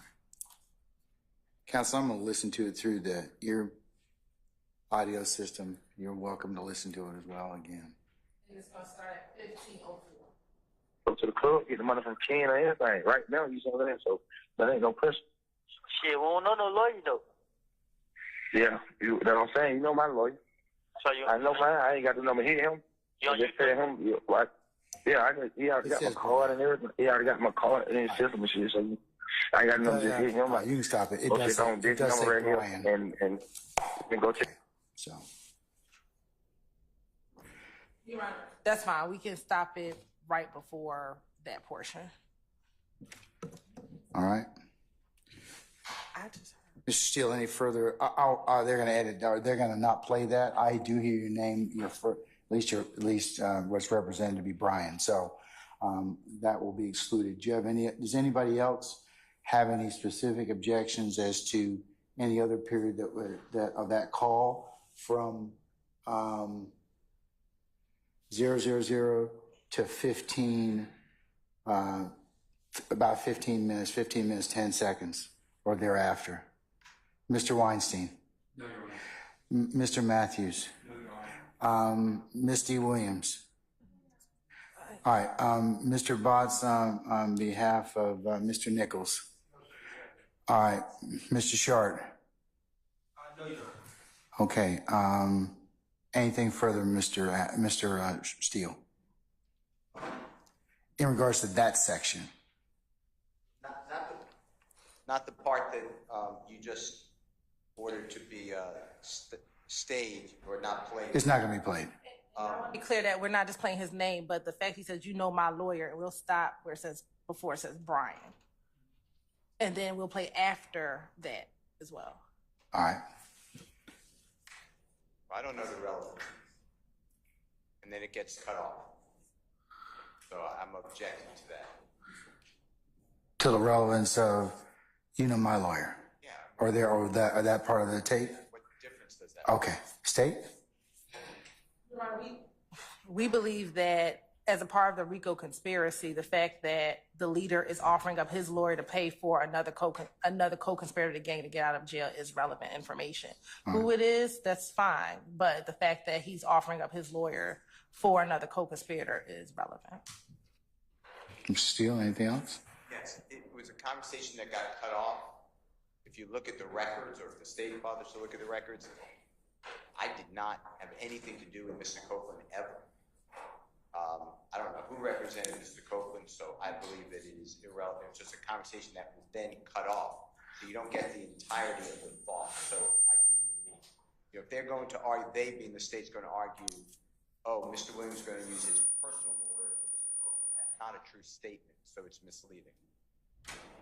It's an incomplete, it's unfortunate, but I don't think anyone did it. But I think the securist cuts off at 15 minutes, yeah. The other thing is, I think that, well, the court heard there's some conversation prior to that, because we played the last 2 minutes, in regards to representation. So I think that's what it's made in reference to, even though they don't complete the conversation. But Ms. Hilton, anything else? That would go to weight, not admissibility. He can surely ask, if he chooses to ask Mr. Copeland any questions, did you ever get a lawyer? So he can ask Mr. Copeland that question. Mr. Steele, anything else before I rule? I just don't think it's needed to say my lawyer. That's what I'm objecting to. I don't mind the conversation about I need a lawyer. I think Mr. Williams says get any lawyer you want, something to that effect. It's not a quote. But I don't see the need to say I have my lawyer, I have his business card, I can call my lawyer. I don't see how that is relevant. And then it gets cut off. So I don't know if that means what the state is saying is, oh, and then he's going to get Mr. Williams' personal lawyer for Mr. Copeland. That's not what it says. And that would be certainly speculation. That would be speculation, but I think they get at least to play, based upon what they proffered so far, I think they get to play it. And also it's very limited as to what it can be said about it. Because unless Mr. Copeland, has some frame of reference, but.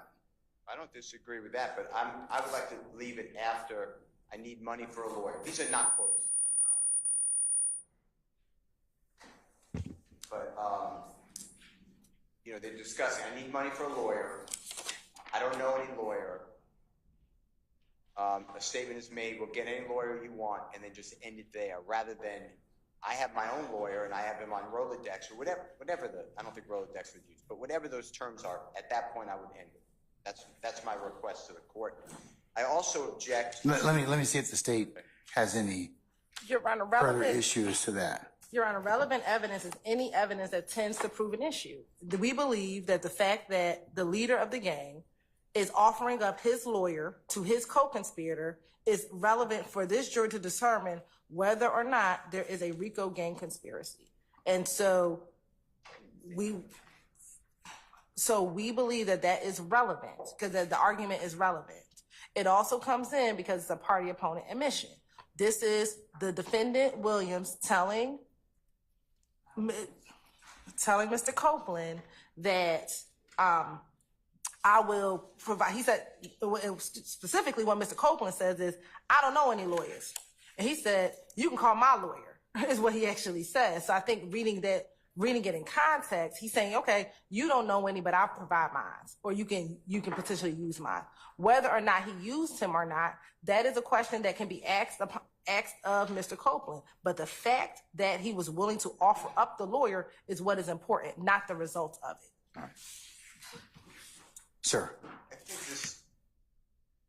this is a very bad point in our community if we are now going to say offering to get someone a lawyer is part of a RICO conspiracy.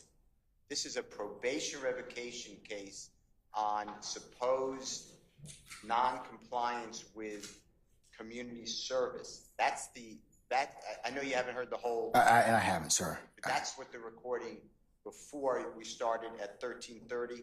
That's what it's about. Mr. Copeland says, and it basically mirrors what he said on the witness stand. He said, the police had me locked up.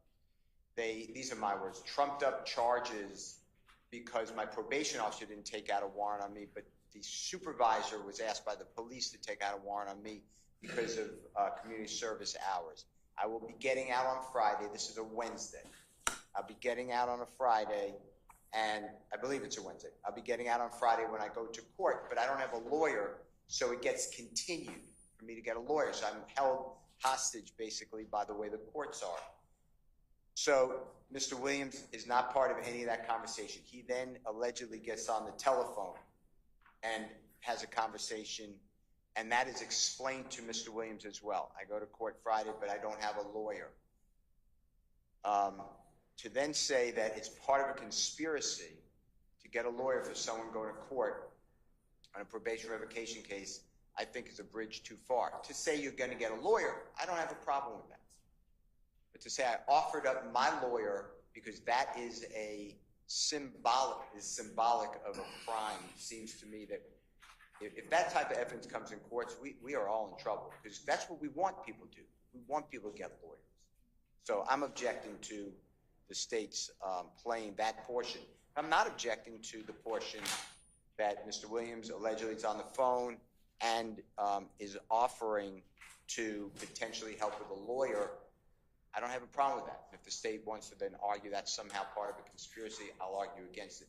But to then go further and say, aha, and this is the crime organization and the lawyers are part of the criminal activity, I think that is under 403. It should never be said in any courtroom unless there's proof of it. That lawyers protect criminal parties.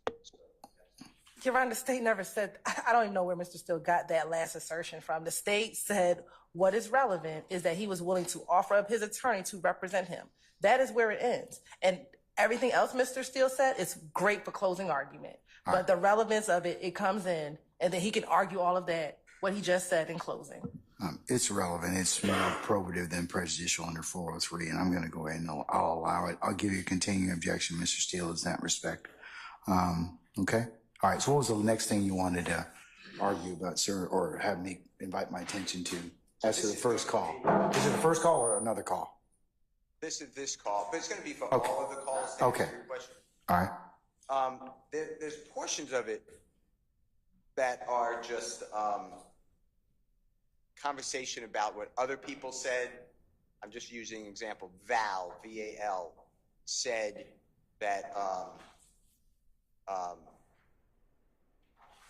have 1 second. In this call, Mr. Steele, or a different call?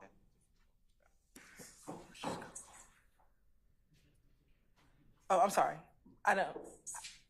Your Honor, if you could ask, are we addressing the March 11th call? I was gonna ask him for that clarification myself. Mr. Steele said it was this call and other calls, but he's making for example, and I think he mentions Val at that point in time, but I wanted to find out, is Val on the first call, second call? I think this June 10th call, which may be the second call. Yes, June 10th, that's the one at 2038. 4212 10 44 I'm sorry 4 minutes 12 seconds 4 hours. Is it 4? Is it hours, minutes? It's 4 minutes and 12 seconds to 11 minutes and 10 seconds. Okay, thank you. But so can we just either close out or finish March 11th so we can stay consistent? But the state will ask the court. I was attempting to say it, but it's going to be overarching, but I could do it individually. So on each call, there are conversations about what did someone else say. So Mr. Copeland, allegedly, his voice is speaking with his girlfriend or significant other or the mother of his child. And he is saying, what did this person say? Well, this person said A, B, or C. I am objecting to anything that is hearsay. So, for instance, in this call, Shannon said something. I'm not saying, Mr. Sharp and Mr. Botts can handle that for Mr. Stillwell, but I'm objecting to any third-party hearsay. They're not even on the call. I understand also that if Deshawn is not being called as a witness, which I believe she is not, I'm sorry, I shouldn't say the significant other of Mr. Copeland, I do not believe the state is going to call her.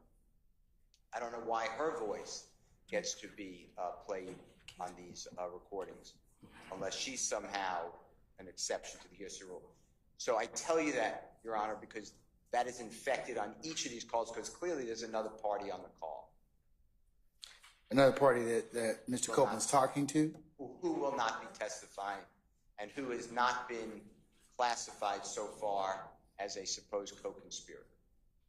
So, Your Honor, before we even get to these generalities, we can just talk about each individual call, because I think it becomes confusing and timestamped, so we can know what you're objecting to and the basis of your objection, because some of what Mr. Steele is referencing, there's exceptions to why this should come in. And so I think that we need to take call by call what is being objected to, so we can respond accordingly to that particular section. You all have transcripts of these calls? We do not have transcripts of the jail calls, but they're clear enough that you can hear what the issues are. All right. The challenge that we're going to have is, without a transcript, you're going to have to play these calls for me. Then each particular segment, unless you've identified that already, or this defense, Mr. Steele, I think you all are going to have to identify that, because what's going to happen is, if it's played, we're going to end up having this continual objection and potentially putting our jury out for periods of time to have me adjudicate that. So is it possible for you all to listen to the tapes, to the jail calls, and then flag those portions like you did for his interviews, to have me rule upon those?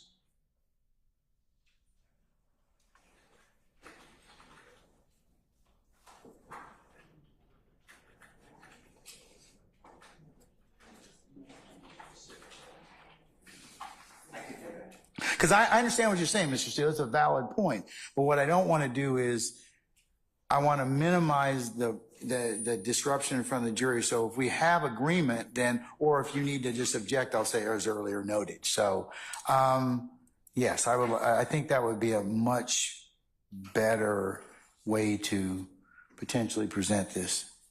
I could have that. I didn't write down the timestamp, but I could do that. So flag using the timestamp. Yes. And then you could tell me, for example, to go to, 12 minutes and 15 seconds, it's hearsay, it's not within any exception, or it's speculation, or, whatever. And I'll let the state respond, and I can rule, kind of similar to what I did with the audio video tape interviews. If that's the case, I think that would probably be a better use of our time. And again, Your Honor, the portions that we sent an email yesterday are the portions we intend to play. So there's only 2 calls that we intend to play the entirety of it, but the other calls, we've broken down specifically the areas that we think are relevant. And so, okay, the first call is like 15 minutes. So only the first and the 5th call are the full 15 minutes. The calls are 15 minutes. So only the first and the 5th, we intend to play the full calls. However, calls 2. Is that the June 10th call at 2038? Yes, Your Honor. So in the June 10th call, the only portions we intended to play is 4:12 through 11:10, and then picking back up again at 11:45 through 15:26. All right. And then for June 13th, the only portions we intend to play is 00 through 6:05. That's still a fair amount of time, though. It is. So they definitely are, but I just want to make sure that they're not listening to the whole tape and saying, I want to just keep the guides of what we intend to play, so the defense knows the parameters that we intend to play when they're reviewing it to determine their redact, to determine what they're objecting to. Okay.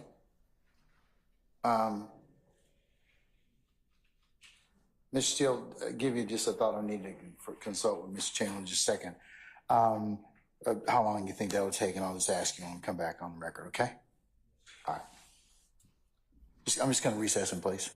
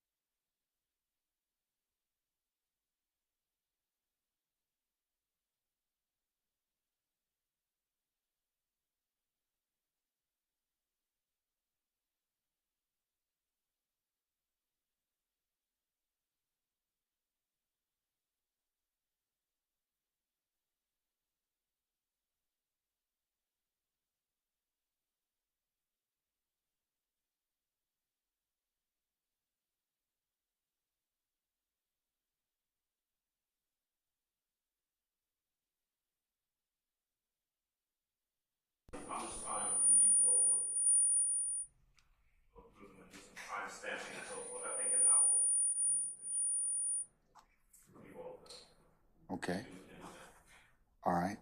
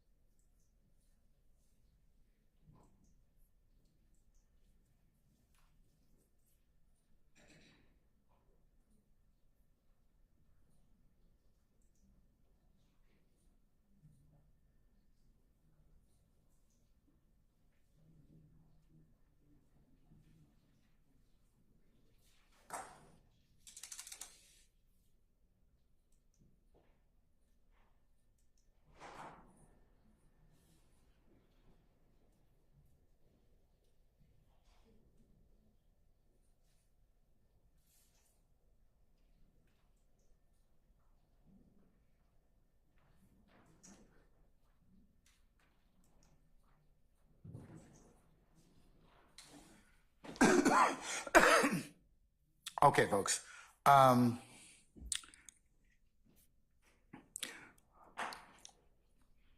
just direct Mr. Adams and Mr. Steele. You all go ahead and do that at this point in time, and then send what you feel you must to the state, and then we'll take it up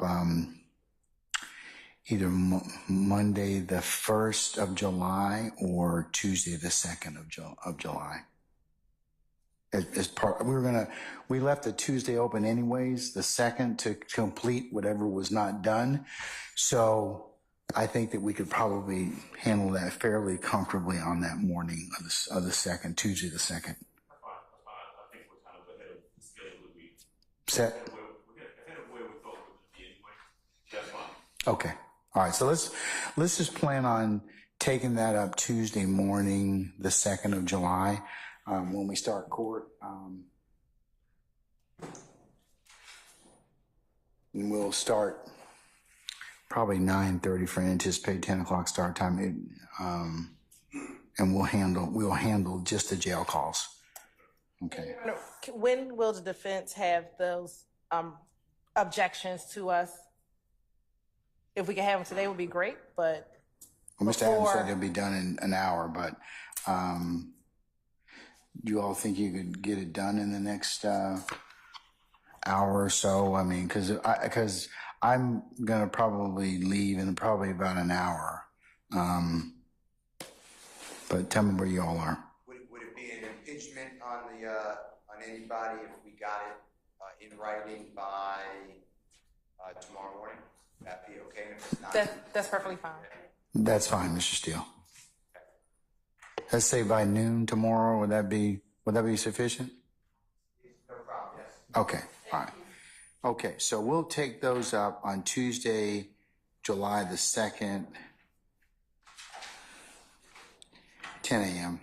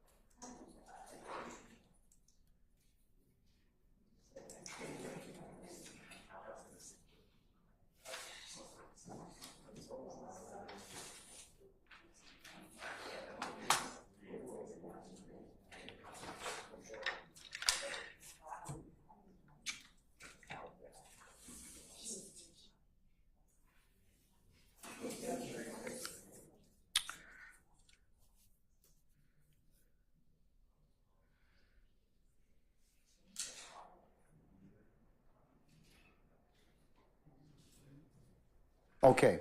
Anything else we need to take up at this point in time? Nothing from the station. Anything from the defendants? No, sir. Okay. Monday, the 1st of July. As I mentioned earlier, we'll bring your clients over. They'll be here.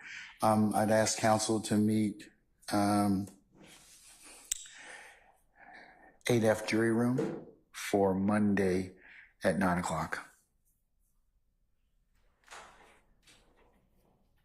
All right? For the in-camera review. And on that, Your Honor, again, and I know I said it, so I'm assuming that it's preserved, but Mr. Williams would like to be present. Yeah, you told me that already. Do you have any additional case law other than the United States 6th and Georgia's 6th Amendments?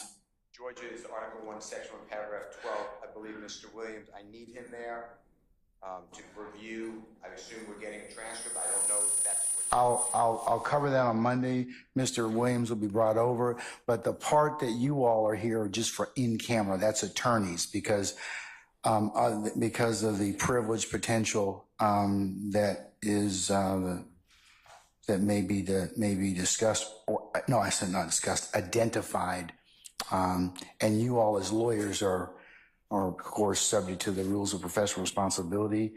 Third parties or your clients and other people are not.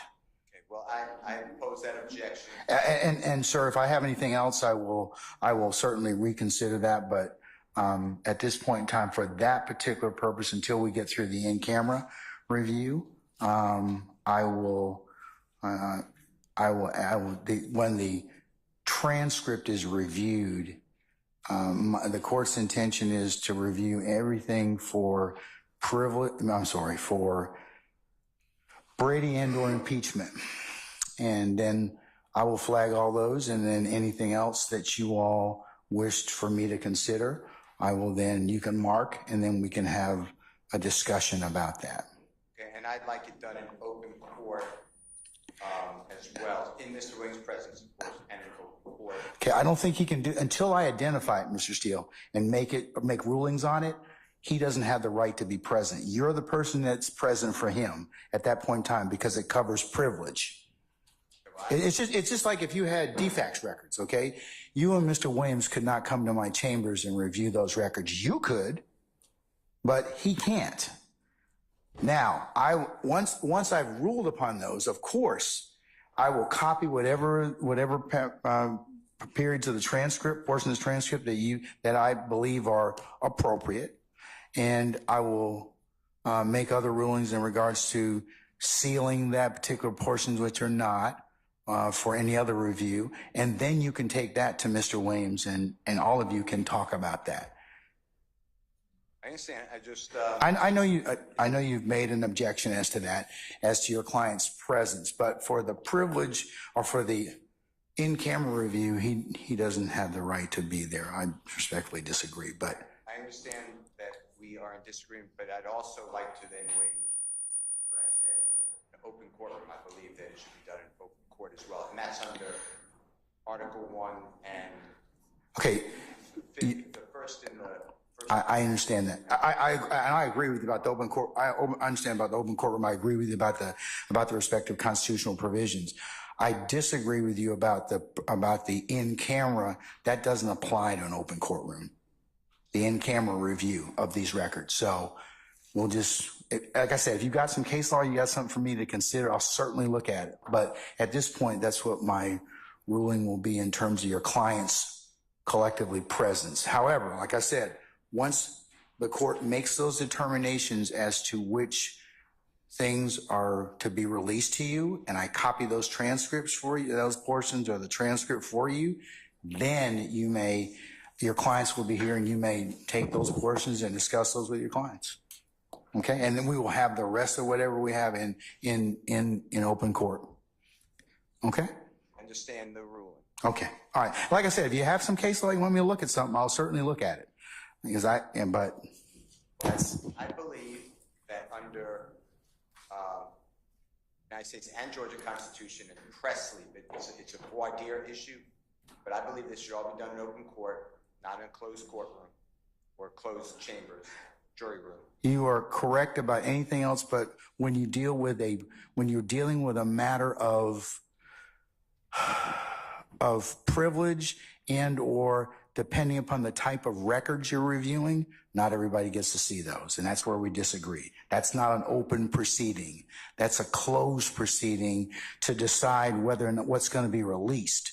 Again, I'm going to release to you what the court believes falls within the acceptable range categories of release. It may be the entire transcript. It might be portions of that transcript, but I'm going to listen to your argument about that. That you don't get an open courtroom for, because I have to make a determination of whether or not first you get it and then whether or not what basis you get it for. Then once I release that, I make a ruling which can certainly be reviewed at some point in time. Then I'm going to seal the rest of the record. I'm going to seal that particular ex parte because it will have some issues of attorney-client privilege. So that's why, or else I give you the entire transcript. It would be fine for me, but I think that that's the issue. If an attorney-client privilege conversation was captured by the court reporter on a transcript with the court present, it can't be attorney-client privilege. Well, that's for another body to resolve, not me. And you'll have to first decide whether or not those conversations were had. So once you take a look at the transcript, then we can have the conversation again, because that will affect whether I seal it or not. That's fine. I'm just continuing. I've voiced it, so I think it's preserved. But I think you've said it now 3 times. I think you've gotten your point across. But again, I'm going to tell you again, if you've got a case which says your clients can be present, I'll be more than happy to listen to you. I really will. Well, my case is every case, but Penny, P-E-N-N-I-E versus State, Sammons, S-A-M-M-O-N-S versus State, Ward, W-A, Wade, W-A-D-E versus State, 1852. But the bottom line is, and they all say the same thing, at any critical stage of the proceedings, the criminally accused has a right to be present. I'm raising under federal as well as state constitution. I'm also raising an open courtroom, not a closed courtroom, under the right to public trial. I understand that, sir, and I'll take a look at the cases you cited, and that is part of what the court has to rule upon, whether or not it was in fact, or whether or not somebody else will rule upon, not me, I should say, whether or not it's a critical stage. But let me get through the review of the in-camera review first, and then we can have some other conversations. Okay? No, I understand how it works. I just object. You're overruling it. I'm just okay. All right. Thank you. State, you'll be able to as well join for those of you that were in there as well. I believe Ms. Hilton and Ms. Love for that same review. Okay. Thank you. All right. Okay. All right, folks. I'll see you on Monday. All right. Enjoy the rest of your time.